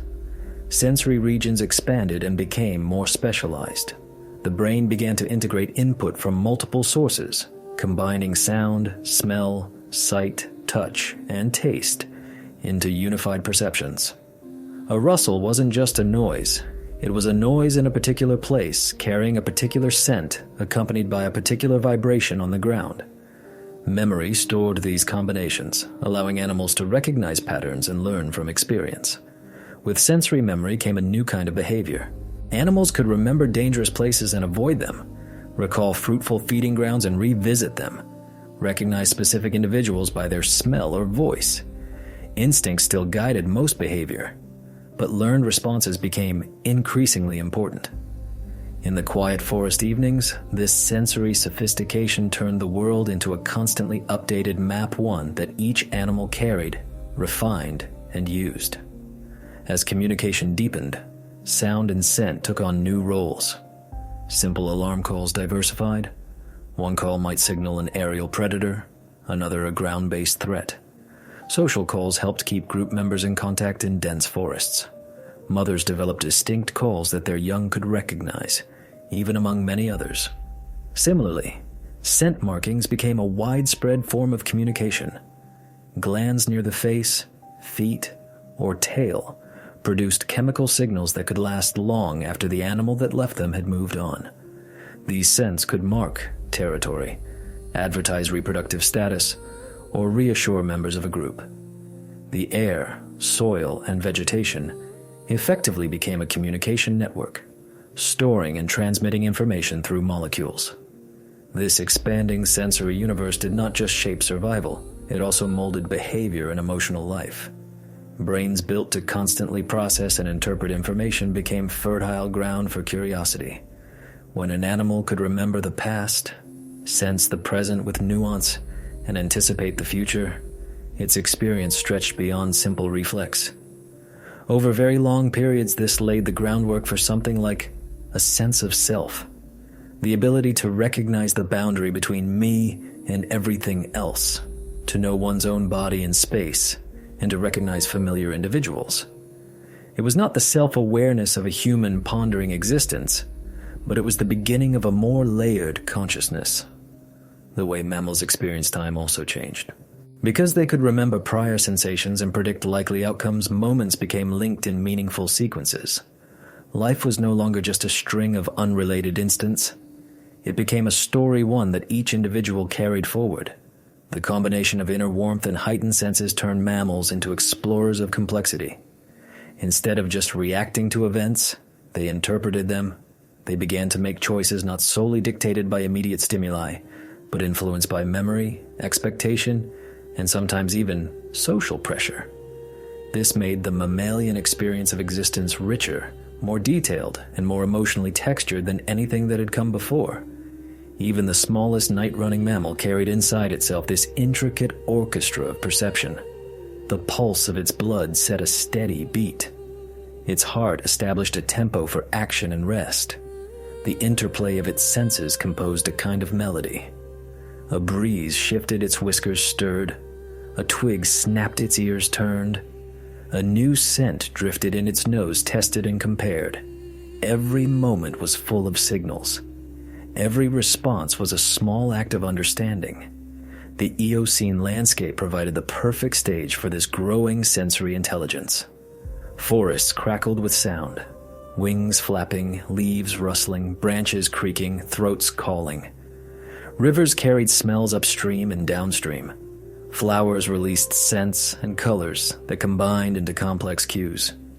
Insects chirped and buzzed at frequencies that filled the background. Mammals moved through this environment both as audience and participants. As evolution marched forward, some mammals began to push their senses into realms almost unimaginable. Bats, for example, developed true echolocation. They produced rapid, high-pitched calls and interpreted the echoes that bounced back from surrounding objects. To them, sound became a kind of three-dimensional vision. A bat could see the position of a moth in total darkness through sound alone. In the seas, as mammals gradually returned to the water and evolved into early whales and dolphins, hearing adapted again. The bones of their ears thickened and changed shape to better detect vibrations traveling through water. Over time, these marine mammals developed intricate vocal systems and forms of communication so rich that modern scientists are still unraveling them. Their songs, which can span vast distances, became another great movement in the ongoing symphony of senses. Back on land, primates continued to refine sight and touch. Their hands evolved into remarkably versatile instruments, not only for climbing, but for manipulating and exploring.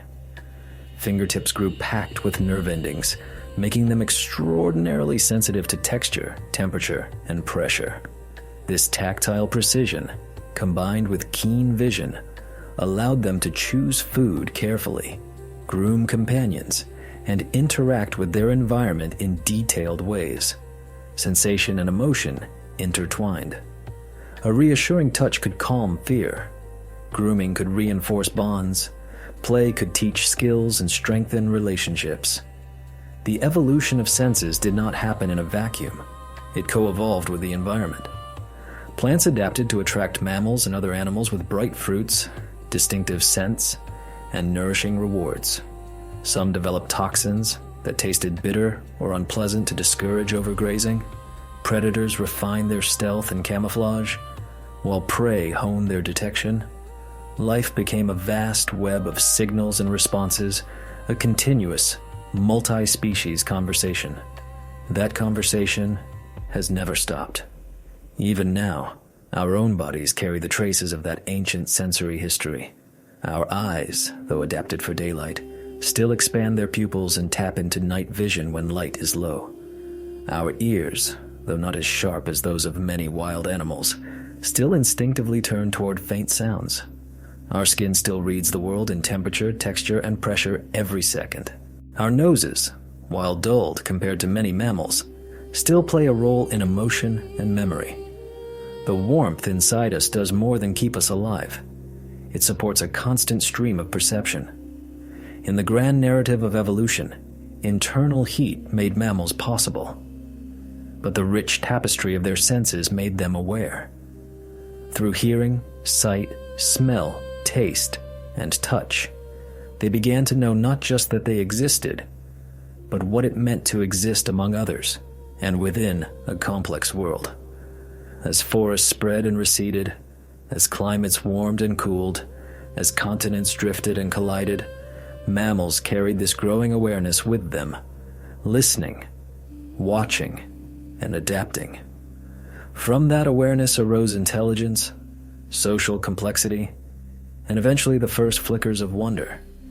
By the time the Eocene closed and later epochs began, the Earth was no longer just inhabited. It was being experienced. The warmth that pulsed within every mammal was only half of the story. The other half lay in the layer that held that warmth in, wrapped around the body in softness and sensitivity: the skin. While reptiles armored themselves with scales and birds wore feathers, mammals evolved something deceptively simple, something that looked fragile at first glance. Soft, living skin, largely uncovered but for fur. Underneath that softness lay a hidden engine of adaptation. Early in mammal evolution, skin underwent a quiet revolution. Instead of serving merely as a barrier, it became a highly active organ, a platform for sensation, regulation, protection, and care. The outermost cells thickened with keratin to resist wear and tear. Deeper layers stayed flexible and richly supplied with blood and nerves, ready to repair damage and respond to changes. Embedded within were hair follicles, each with its own blood supply, nerve fibers, and tiny muscle that could raise or lower the hair.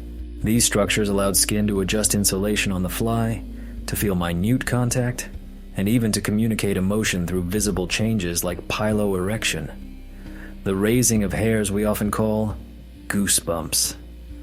Fur emerged as one of the most defining mammalian traits. It was the physical expression of their warm-blooded strategy, an external tool to complement internal heat. But fur was not uniform. Over evolutionary time, it diversified to suit every imaginable environment. In cold, harsh climates, thick, dense coats trapped layers of air and shielded skin from freezing air and wind. In aquatic or semi-aquatic species, fur often grew shorter and was paired with dense fat layers and oily secretions to keep water from chilling the body. In hot regions, fur thinned or shortened, allowing more efficient heat release while still offering protection from sun and abrasion. In forests, camouflage patterns, stripes, spots, counter-shading helped animals blend with dappled light. Fur also added a new dimension to touch. Every hair, connected to sensory nerves, acted like a tiny antenna. A small breeze across the fur could signal a change in weather or the approach of another animal. A gentle brush might be a grooming companion or a stalking predator. Fur transformed the body's surface into a sensitive field of information. Inside the skin, a complex network of glands evolved. From a shared ancestral structure arose multiple types with distinct roles: sweat glands, which helped with cooling; sebaceous glands, which produced oils to condition fur and skin; scent glands, which helped communicate; and mammary glands, which gave rise to one of the most game-changing inventions in vertebrate history: milk. Sweat glands allowed heat release through evaporation. Few reptiles could manage anything similar. Sweating made prolonged activity in warm conditions possible, especially in lineages that later relied heavily on endurance. It also opened up opportunities for mammals in sunlit, open environments where other animals might overheat. In humans, this system would eventually become one of our greatest biological advantages. sebaceous glands, secreted oils that waterproofed fur and skin, protecting against dryness and helping maintain healthy barriers. In species that spent lots of time in or near water, this became especially important. Wet fur, without oil, loses much of its insulating value. For land animals, these oils helped preserve flexibility and integrity in varying climates. From some of these glandular systems evolved specialized scent glands. They turned chemistry into a kind of writing, leaving messages on rocks, tree trunks, and even in the air. A mammal could sign its territory, mark trails, or signal readiness to mate using chemicals alone. Even after the sender left, the message persisted. Then came mammary glands. At first, they may have been little more than modified skin glands that produced moisture or nutrients for eggs or hatchlings. Over time, their secretions became richer, more balanced, and more specific. Fat, proteins, sugars, vitamins, and immune factors were blended into an almost perfect food for growing young. Milk changed everything. Instead of offspring being forced to feed on whatever the environment could provide immediately, mothers could supply nourishment directly, at least for a time. This freed early life stages from some of the chaos outside and allowed development to be slower, safer, and more complex. It enabled longer childhoods, more learning, and stronger bonds between parent and young. In a quiet burrow or sheltered nest, a mother could curl around her newborns, skin to skin, sharing heat and sustenance. Her body, the warmth of her blood, the softness of her fur, the chemistry of her glands created an entire microenvironment for their survival. Evolution had taken the idea of a protective eggshell and replaced it with something living, responsive, and emotional. The gentleness we often associate with mammals, the image of a mother nursing, grooming, and protecting her young, grew straight from these skin-based adaptations. Soft skin gave mammals other advantages too. Unlike rigid armor, it could grow, stretch, and heal quickly. When injured, mammalian skin began repairing itself almost immediately, closing wounds and regenerating tissue. Its flexibility allowed mammals to squeeze into tight spaces, twist and turn through branches, or navigate cluttered ground. Pigment cells in the skin added another layer of adaptability. Melanin provided both color and protection. Darker skin helped shield against intense sunlight, especially near the equator. Lighter tones in cloudier regions allowed more ultraviolet light to penetrate, aiding vitamin D production. Variations in fur and skin color also aided in camouflage, social signaling, and even thermoregulation. The dense network of nerve endings in the skin transformed touch into an emotional as well as physical experience. Gentle contact could release calming hormones. Physical closeness could reduce stress. Grooming and nuzzling, at first simple behaviors for hygiene and reassurance, became deep expressions of connection. In primates especially, grooming turned into a cornerstone of social bonding. It was not just about removing insects or debris. It was about trust, status, conflict resolution, comfort. A hand moving through fur carried as much meaning as a vocalization or a scent mark.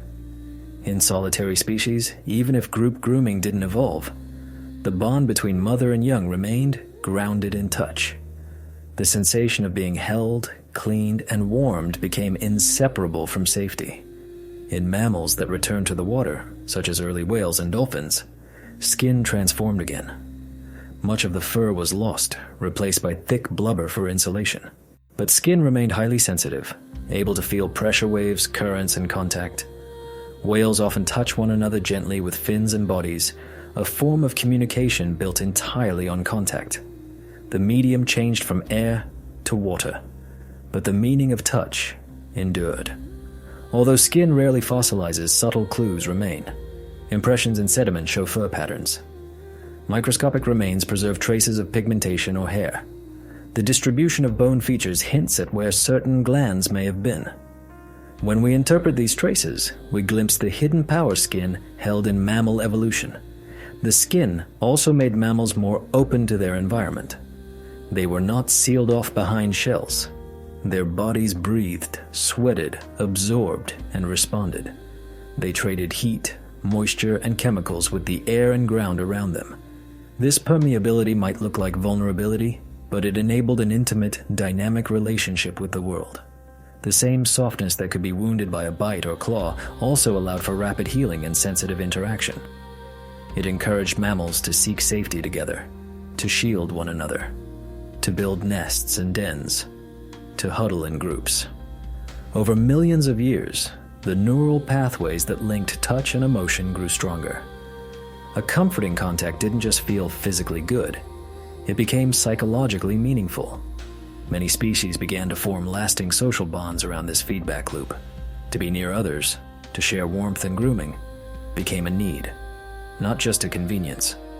We can think of mammalian skin as an experiment in trust. Instead of hiding behind armor, mammals expose themselves to each other and to their world and survive by responding, healing, and cooperating. The story of mammals is, in many respects, the story of skin learning to feel and respond. From the first furred creatures creeping beneath ferns to sleek bodies slicing through ancient seas, that soft surface carried warmth, sensation, communication, and care. Underneath that softness lay layers of biology that made persistence possible. Beneath that biology lay something even more profound, the recognition, unconscious, but real, that connection could be as vital to survival as strength. As Eocene forests thickened and animals grew more specialized, that same soft skin continued its quiet work. It never stopped covering, sensing, healing, and signaling. No matter how mammals changed in form or size, they never abandoned it. Whether enormous or tiny, terrestrial or aquatic, solitary or social, they all shared that meeting place between the inner self and the outer world. Through this living interface through warmth, scent, and touch, mammals wrote the story of resilience not in stone or scale, but in softness and care. By this time, the world had settled into a kind of rhythm. Forests grew thick and layered, the air heavy with humidity, and the odors of plants and animals. The mammals that had once crept invisibly through the understory and tunnels were no longer bound to their shadows. Generations of survival had given way to generations of exploration. They had grown more confident. The once tiny, soft-bodied creatures who hugged the ground now roamed farther, climbing, leaping, wandering. They explored landscapes that had been eerily silent in the centuries after the dinosaur extinction. It was not a conquering march, but a slow, curious expansion shaped by hunger, opportunity, and the simple drive to keep moving forward. The continents themselves were not fixed backdrops. Deep beneath, tectonic plates continued to slide. Mountains rose. Seas opened and closed. Weather patterns shifted, carrying rain to new places and denying it to others.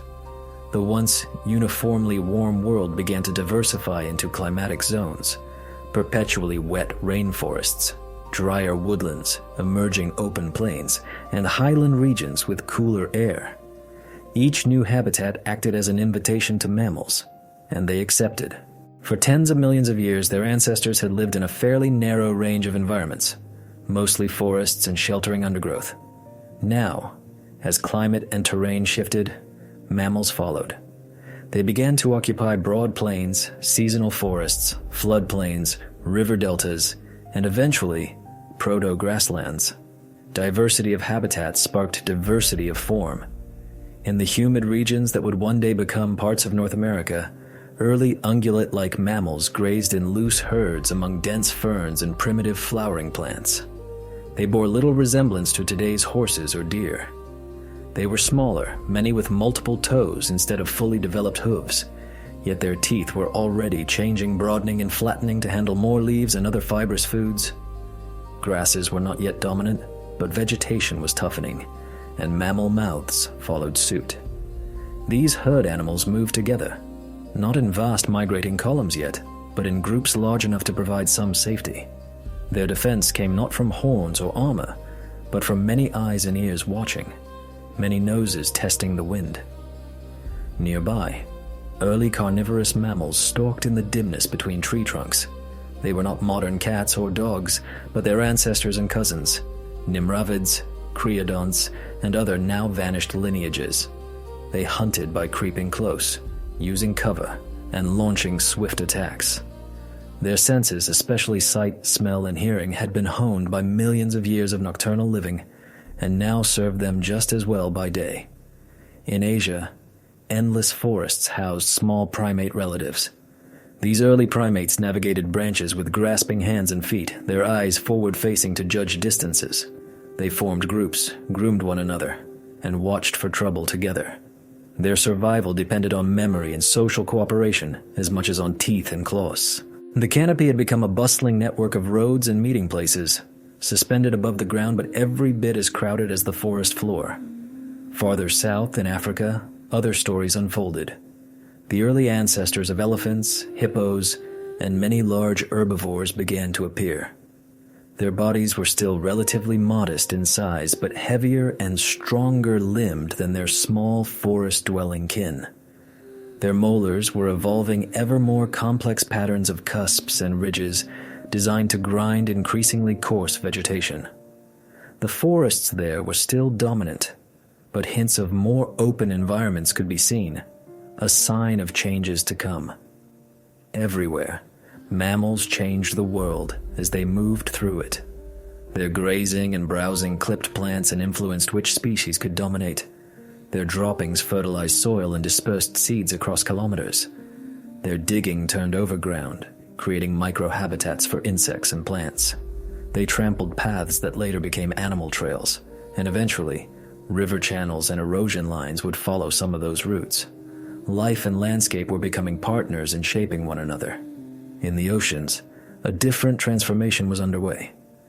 Descendants of small, shore-probing mammals had fully committed to the water. They swam through shallow seas, snatching fish and squid. Over time, their limbs flattened into flippers. Their bodies elongated and streamlined. Their nostrils shifted toward the top of the head, evolving into blowholes. They became the first true whales and dolphins.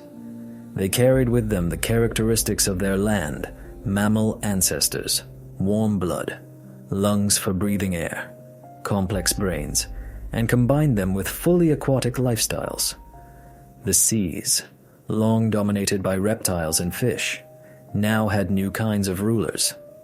On land, each continent developed its own pattern of mammalian life. South America remained an island for a long time, cut off from other major landmasses. Its marsupials and early placental mammals evolved side by side with giant flightless predatory birds, creating ecosystems that had no direct counterpart elsewhere. Australia drifted farther into isolation, preserving lineages of marsupials and monotremes that would disappear from other continents. Africa and Eurasia, linked in places and separated in others, mixed and remixed their faunas.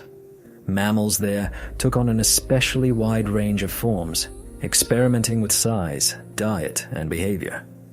The result was a patchwork of evolutionary experiments unfolding on different stages around the globe.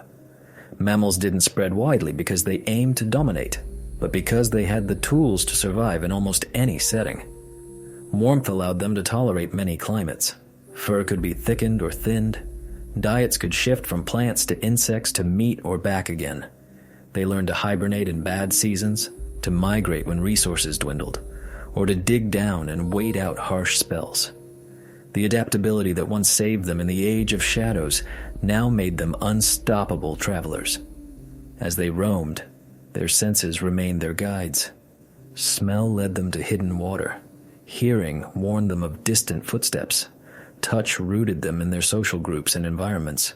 Vision, increasingly refined in many lineages, helped them track movement, recognize individuals, and plan routes. The world was no longer something to fear automatically. It became something to learn and navigate. Social behavior deepened accordingly. More and more mammals lived in organized groups, from simple family bands to more complex communities. Cooperation in foraging and defense offered advantages, but group living also required communication and negotiation. Vocal calls, postures, facial expressions, scent signals, and touch all combined into languages of their own. Predators began hunting together in coordinated ways. Prey cooperated to watch for threats and shield young. Over time, repeated behaviors and shared strategies took on the quality of tradition. For the first time, certain ways of living were passed down not just through genes, but through teaching and imitation. Some species began long-distance migrations, following seasonal patterns of plant growth or temperature. Their movements tied together far-flung ecosystems. A herd might graze in one valley in summer, then move hundreds of miles to winter in another. Along the way, they carried seeds in their fur and hooves, transported nutrients, and left behind traces that influenced countless other species. The emergence of larger-bodied mammals pushed this world into a new phase. Big animals can move farther, reach higher, and survive lean times better than small ones if the environment can support them. During periods of relative climatic stability with abundant plant life, large herbivores had an advantage. Their predators, in turn, had to grow larger and more powerful or become quicker and more strategic. Parental care scaled up as well. Longer gestation periods produced more developed young at birth. Mothers and sometimes fathers invested more energy in each offspring. Herds and extended family groups offered extra protection. Predators that hunted these large herbivores evolved methods that relied as much on brains as on brawn planning ambushes, coordinating with other hunters, choosing targets carefully. The push and pull between predator and prey grew into a sophisticated dance that would define much of the world's future ecology. Everywhere, the earth answered. Plants evolved defenses against nibbling mouths, thorns, tough fibers, bitter chemicals. Mammals countered with new digestive strategies, more powerful jaws, or habits of selecting particular parts of plants. Grasses, which could tolerate heavy grazing and regrow quickly from their bases, began to spread in some regions as climates dried and cooled. The ecosystems that formed were rich and resilient, filled with many overlapping roles and built on countless relationships between species. Above all, movement defined this age. Migration routes spiderwebbed across continents. Rivers and coastlines changed gradually, but life adapted. The planet's surface, full of forests, plains, wetlands, and mountain slopes, became a living map traced daily by paws, hooves, and wings. At night, under familiar constellations that looked slightly different because of continental drift, mammals carried their inner fires across the cooling ground. Their small hearts and large hearts beat in shared rhythm, a continuation of a story that had begun long ago in darkness and danger. The Age of Mammals had not only survived, it had learned how to roam, how to connect, and how to shape the world in ways that would echo far into the future. Beneath the feet of these wandering mammals, the world itself was never truly still. Even as forests spread and herds traveled beneath warm skies, the crust of the planet kept shifting, quietly redrawing the stage. The continents drifted inch by inch. Mountains slowly rose and eroded. Oceans opened and closed. These changes were far too slow for any one animal to notice. But over millions of years, they determined where life could flourish, and how. The Eocene had begun as a greenhouse world, cloaked almost entirely in warm, humid forests. From the equator to the poles, lush vegetation thrived. Ice was absent from both ends of the globe. Deserts as we know them today barely existed. The atmosphere held higher levels of greenhouse gases, trapping heat and moisture. Life reveled in this warmth, but that warmth was not permanent. Far below the ocean floor, tectonic plates moved restlessly. Rifts opened and seafloor spread. In other places, plates collided, crumpling crust and giving rise to new ranges of mountains. Volcanic eruptions sent pulses of carbon dioxide and other gases into the atmosphere. As mountain chains grew, they rerouted winds and altered patterns of rain. Little by little, the world's climate began to shift away from uniform warmth toward greater contrasts. This long turning point in Earth's climate and geography began to set in motion some of the most important changes of the entire Cenozoic era. Africa crept northward toward Europe, narrowing and eventually closing the ancient Tethys Sea that once divided them. India sailed steadily toward Asia, carrying its unique island fauna along. When it finally collided with the southern edge of that continent, the force of the collision began to lift an immense wall of rock that, over millions of years, would become the Himalayas. That rising barrier would reshape jet streams, monsoons, and rainfall across half the globe. At the same time, South America floated in isolation, a continent unto itself, while Australia continued to detach from Antarctica and drift into the southern Pacific. Antarctica, once forested and relatively mild, slid into a position that would isolate it over the South Pole. These movements reshaped the oceans as well as the land. As continents shifted, they created new seaways and closed old ones. Ocean currents redirected, moving heat differently across the planet. When Australia and Antarctica finally separated enough to open a clear circumpolar channel, cold waters began circling Antarctica without interference. That new current insulated the southern continent from warmer seas, allowing it to cool dramatically. The first permanent ice began to form on Antarctic land. At first, the global cooling was subtle. Forests still stood tall across much of the Earth, but seasons began to matter more. Rain patterns shifted. Some regions developed dry periods and wet periods instead of constant humidity. Mammals, plants, and other animals had to adjust to cycles instead of steady states. In response, some species migrated to track favored conditions. Others adapted physiologically or behaviorally, storing fat, changing coats, altering breeding seasons. Evolution turned those strategies into inherited traits across generations. For many mammals, their old flexibility became even more critical in this new, less predictable world. The drifting continents also promoted isolation, one of evolution's most powerful tools. As land masses broke apart or moved apart, populations became separated by oceans, mountains, or climate barriers. Once separated, they evolved along independent paths, shaped by local conditions and chance. South America, cut off from other continents, developed its own distinct caste of mammals and birds. Marsupials continued to dominate predator roles once held by placentals elsewhere. Giant flightless birds became apex hunters in some regions, stalking open lands that had no large mammalian carnivores. Herbivorous lineages evolved into strange and specialized forms unlike anything on other continents. Australia followed a similar, but even more extreme path. Marsupials filled almost every role: grazing herbivores, insect eaters, tree dwellers, even large ambush predators. Monotremes, the egg-laying mammals, persisted in forested areas and river systems, holding onto an ancient reproductive strategy that had disappeared elsewhere. In the absence of placental competitors, these groups diversified freely. Africa and Eurasia, by contrast, saw an explosion of placental mammal diversity. Connected in places and separated in others, they hosted primates, hoofed herbivores, carnivores, rodents, bats, and many other groups. As Africa advanced toward Eurasia, species unique to each landmass would eventually meet and compete, reshaping ecosystems once again. The slow-building consequences of these movements were enormous. Mountain ranges like the Himalayas and the Andes altered the way air rose and cooled, causing rain to fall heavily on one side of a range and leaving the other in a rain shadow. Over time, deserts began to appear in these dry zones, while lush forests persisted where moisture remained plentiful. Shifting rainfall and cooling climates set the stage for a botanical revolution: the spread of grasses. Grasses are tough, resilient plants with growing tips at their base instead of their tips, making them well-suited to withstand grazing and fire.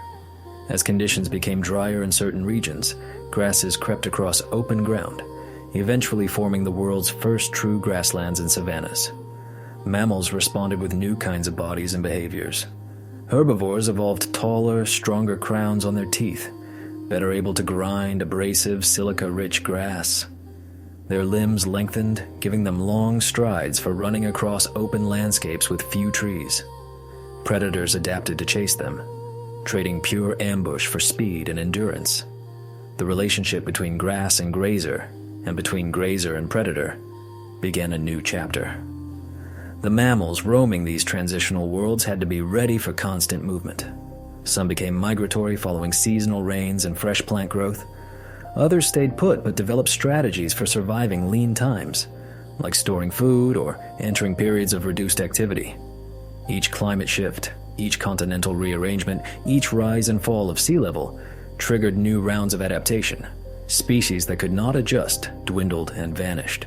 Others expanded to fill vacated niches. Overall, diversity continued to increase, not evenly, but in pulses that matched the planet's long climatic beats.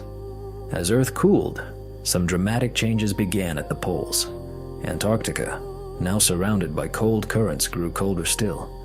Its coastal forests withered, replaced by tundra, and eventually by ice sheets. The Southern Ocean, chilled and enriched with nutrients from upwelling, became fertile ground for new marine food webs. Krill and other small creatures multiplied, and whales, seals, and seabirds evolved to exploit them. In the north, forests retreated from high latitudes. Temperate woodlands and then boreal forests took their place. Deciduous trees, which shed their leaves seasonally to conserve energy, became more common. The first hints of a truly seasonal world emerged. For mammals living in these latitudes, survival increasingly meant understanding and anticipating time. They needed to know when to fatten up, when to breed, when to migrate, and when to sleep. Memory, internal clocks, and social learning all became more valuable. As glacial cycles began, slow advances and retreats of continental ice sheets driven by subtle shifts in Earth's orbit and tilt, everything became more dynamic. During colder periods, ice crept down from the poles, locking up huge quantities of water and causing sea levels to drop. Land bridges appeared between continents that are now separated. Animals crossed these temporary corridors, mixing faunas that had evolved separately. When the world warmed and ice retreated, seas rose again, flooding those same bridges and isolating populations once more. These cycles repeated many times, constantly remixing and reshaping life's distribution. Each reconnection brought new competitors and predators into contact. Each isolation fostered new species. The result was a world in which no pattern remained entirely fixed. In this restless environment, mammals continued to refine the traits that had first saved them in the shadows: internal warmth, keen senses, flexible diets, strong parental care, and increasing intelligence. Plants and animals both learned to respond not just to the present, but to patterns across years and even centuries. By the time the climate cooled more fully and the Miocene and Pliocene epochs unfolded, Earth had changed again. Grasses had spread widely, especially in mid-latitudes. Forests still held their ground near the equator and in moister zones, but open habitats, savannas, prairies, steppes were now major players in global ecology. In these open worlds, a new class of mammals came into focus: the giants. The return of large bodies was not a simple regression to dinosaur-like dominance. It was a response to the realities of the new Earth. In cool or variable climates, large animals hold heat more effectively. In open spaces with patchy but abundant vegetation, big herbivores can travel long distances to find food. When predators must cross wide spaces to catch prey, size and endurance can be just as important as stealth. Across Africa, Eurasia, the Americas, and parts of Australia and South America, when conditions allowed, huge mammals evolved. This was the age of megafauna. In Africa, early elephants and their relatives roamed in expanding grasslands and woodlands. Over time, some lineages grew massive, with powerful trunks, ever-growing tusks, and large, complex brains. They traveled in social groups, using memory to navigate seasonal water sources and feeding grounds. With them grazed early rhinos, hippokin, and other heavy-bodied herbivores. Some browsed tree leaves and shrubs. Others cropped low grasses. Their sheer size shaped plant communities, preventing some species from growing tall, while giving others room to spread. In Eurasia, great browsers and grazers wandered temperate forests and open plains. Among them arose the mammoths and mastodons, cousins of the African elephants, but adapted to different climates and diets. Mammoths, with long, curved tusks and thick, insulating fur, would one day become icons of cold steppe environments. In North America, large camels, horses, bison, and other ungulates spread across prairies and woodlands. In South America, giant relatives of sloths and armadillos lumbered over plains and open forests. Some ground sloths reached sizes rivaling those of elephants, using their enormous claws to drag branches closer or strip bark from trees. In Australia, marsupials scaled up. Giant kangaroos bounded across open country. Massive wombat-like creatures browsed on tough plants. Marsupial lions and other predators stalked these herbivores. Predators grew accordingly. Saber-toothed cats, with elongated upper canines, evolved in multiple lineages on different continents. Some hunted in forests, lunging from cover. Others learned to work in more open terrain. Large dogs and dog-like carnivores arose, some of them pursuing prey over long distances through cooperative hunting. Bears evolved into powerful omnivores, able to dominate carcasses and store fat for lean seasons. This was a world of walking titans, yet it was also a world shaped by balance. These giants did not exist in isolation. They were parts of deeply interdependent ecosystems. Countless smaller mammals, birds, reptiles, amphibians, insects, and plants moved through the same spaces. Tiny rodents still scurried under the feet of mammoths. Songbirds still nested in the shrubs that grew where elephants had opened the canopy. Foxes and weasels still watched from the edges. The giants did, however, leave especially visible marks on the land. Their paths wore into the soil, guiding water flow and influencing erosion. Their dung fed insects and fertilized plants. Their deaths fed scavengers and returned nutrients to Earth on a massive scale. As the Pleistocene began and ice sheets spread more frequently, the megafauna adapted yet again. Mammoths evolved thick, shaggy coats and domed skulls to endure frigid steppe conditions. Woolly rhinos, covered in dense hair with large horns, grazed through snow and ice. In North America and Eurasia, huge bison and muskoxen formed herds that moved across wind-swept plains. Glaciers advanced and retreated in cycles, and each cycle tested the limits of these large creatures. During maximum glaciations, some retreated southward, others endured near the ice edge. When the ice melted back, they followed the receding glaciers northward, reclaiming new ground.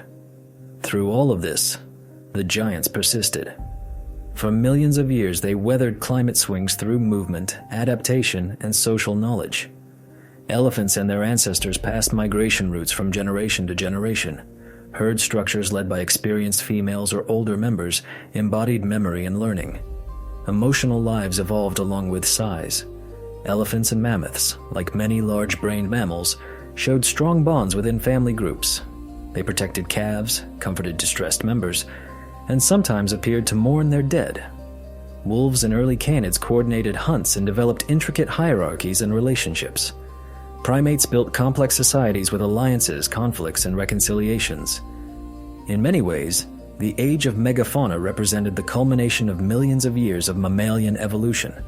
Warmth, sensory sophistication, social behavior, and adaptability all woven together in enormous bodies.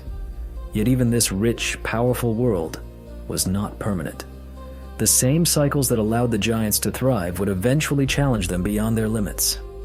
As the last great ice ages reached their peaks and then began to retreat, climates grew more variable. Habitats shifted rapidly in geological terms. Grasslands expanded in some regions and shrank in others. Forests returned where they had retreated. Sea levels rose, drowning coastal plains that had once supported herds. For a long time, the giants adjusted, as they always had. But now, a new player had entered the scene in a way that changed everything. A clever, upright mammal with hands, tools, language, and an unusual capacity for foresight. Humans had arrived, and the story of mammals was about to bend in an entirely new direction. Early humans did not immediately overturn the balance. For many thousands of years, they lived as one species among many, hunting, scavenging, gathering, and learning the rhythms of the land.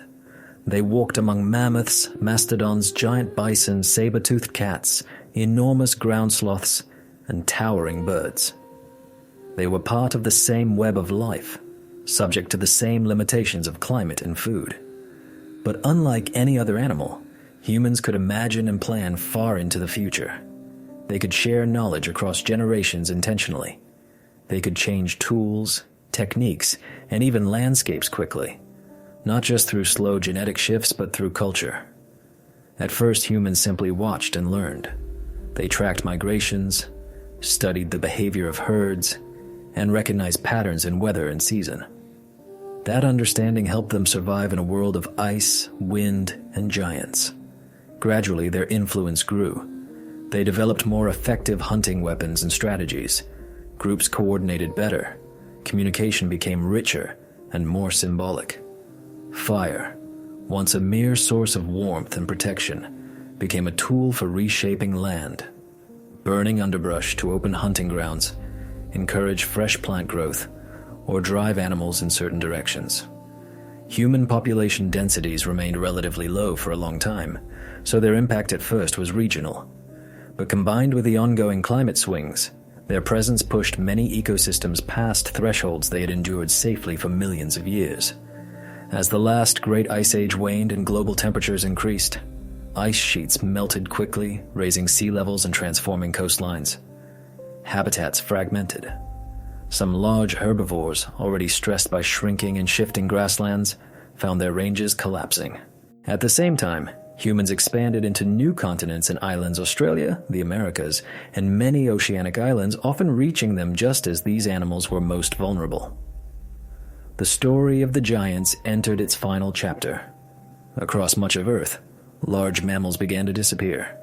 In Africa, where big animals and humans had coexisted and co-evolved for a very long time, many species survived. There, megafauna had had time to adapt behaviorally to a clever, tool-using predator. Evolutionary memory gave them some defense. Elsewhere, the situation was different. In Australia, the arrival of humans coincided with the extinction of many large marsupials and giant birds. In the Americas, mammoths, mastodons, giant sloths, saber-toothed cats, and many others vanished over a few thousand years. In northern Eurasia, woolly mammoths and other large animals retreated to narrower refuges before finally disappearing. The causes were complex and remain debated. Climate change undoubtedly played a major role. The end of the Ice Age fundamentally altered many ecosystems. But human hunting and landscape modification likely magnified these stresses dramatically, especially in regions where animals had no prior experience with human-like predators. The end result was the same: a world in which most of the largest mammals were gone. Yet even this loss did not end the story of mammals. The ecosystems that the giants had helped shape continued to exist, though often in altered form. Grasses, shrubs, and trees still grew. Rivers still flowed. Smaller herbivores like deer, antelope, and smaller camel species expanded to fill some of the open roles. Predators, too, adjusted. Wolves, big cats, and bears shifted their diets and hunting strategies. Many of the ecological functions once performed by giants like heavy grazing, seed dispersal, and soil disturbance were now carried out in piecemeal fashion by smaller animals, wind, and water. For humans, these changes created both challenges and openings. The disappearance of certain large prey animals forced them to diversify their food sources. Over time, some human societies began to experiment with controlling the growth of plants, tending certain areas, and eventually domesticating both crops and animals. Agriculture emerged on soils enriched and structured by millions of years of animal movement and plant turnover. The rivers swollen with glacial melt and seasonal rains became centers of human settlement. Fields replaced parts of the wild grasslands. Forests were cleared, then sometimes replanted, as humans learned to manage landscapes according to their own needs and desires. The age of giants faded into memory, but it helped shape the conditions for a new kind of world, one in which a single mammal species would become a global force. And yet, beneath this new human-centered world, the older mammalian patterns persisted. Warmth still flowed through bodies. Skin still carried sensation and connection. Mothers still nursed and comforted their young. Social bonds, communication, and learned behavior remained as central as ever. The other mammals that shared the planet with humans adjusted to this new presence. Wolves scavenged at the edges of human camps, eventually forming alliances that would lead to the bond between people and dogs. Wild cats hunted rodents near stored human grain, beginning a relationship that would shape both species. Rodents themselves flourished in agricultural settings, taking advantage of easy food. Birds found new niches nesting in structures or feeding on leftover grains and refuse. Life adapted, as it always had, to new opportunities and new pressures. If one could stand on a Pleistocene steppe filled with mammoths and then jump forward to an early agricultural valley, the difference would be breathtaking. The deep pounding of giant feet would be gone. In their place would be the quiet rustle of smaller hooves, the murmur of human voices, the clink of stone tools. Herds would still graze, but many would now be under human care. Fields would ripple with cultivated plants. The bones of the giants would lie buried under layers of soil and sediment, slowly turning to rock. Yet their influence would persist. The shape of the land, the composition of the soil, the sweets of plants present, and the humans themselves would all carry the mark of their existence. The earth had not forgotten them. Neither had humans. Cave paintings, carved figurines, and oral stories preserved visions of mammoths, bison, giant deer, and powerful predators. In art and myth, these animals lived on long after their last living representatives vanished. In a deeper sense, every surviving mammal carried something of them as well. The tested strategies of warmth, parental care, sociality, and intelligence were passed down, refined and repurposed in new bodies. The lessons written in muscle, bone, and instinct remained, even as individual species blinked out. The story of mammals did not end when the megafauna disappeared. It changed form. The focus shifted from sheer size to complexity of thought, social life, and technological creativity. But the same biological roots anchored it all. Humans, too, are part of that continuity. Our need for warmth, our longing for touch, our capacity for nurturing and learning. These are not new inventions of civilization, but echoes of a lineage stretching back to the first small creatures that burrowed in fear of dinosaurs. The Earth itself continued to turn, its continents still drifting invisibly on human scales, but persistently. Ice retreated further, shaping new coasts and inland seas. Forests claimed territories once locked in ice. Deserts formed in the rain, shadows of mountains. The modern arrangement of continents, oceans, and climates emerged from these slow movements. In this new age, life would never again be exactly as it had been during the time of giants. But the essence of that age endurance, cooperation, quiet intelligence remained at the heart of mammalian existence. The mammals had inherited a world remade by an asteroid, and then reshaped it through their own presence. Now, a single mammalian species, humans, had inherited that world from them, and was beginning to reshape it yet again. The continuity of life on Earth has never been about one ruler replacing another.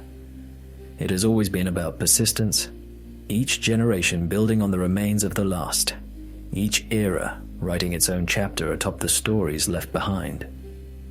If you listen closely, even now, whether to the wind through trees, the beating of your own heart, or the breathing of another sleeping nearby, you can still hear the echo of that long journey, the inner warmth that once kept a shrew-sized creature alive in a freezing night, the soft skin that allowed a mother to hold her young close, the senses that guided countless mammals through danger and opportunity. All of these still exist in us and in the animals that share our world. The quiet inheritors of the future are not only humans with cities and stories, but every warm-blooded creature that continues to adapt, endure, and respond to the ever-changing Earth. The planet remains alive with their movements, their breaths, their warmth. The story of mammals, a story born in darkness, tested by fire, and expanded across continents, is still unfolding, one heartbeat at a time, just as it has since the first small survivor stepped cautiously from a burrow and looked toward a world no longer ruled by dinosaurs. And as Earth keeps turning, as its continents continue their slow, deliberate drift across ancient seas, the descendants of those early survivors, humans, elephants, wolves, whales, rodents, bats, and countless others continue to move with it, mostly unaware that each step, each breath, and each glance at the sky is part of the same vast, ongoing dance that began when mammals first walked out of the shadows into the light of a new age.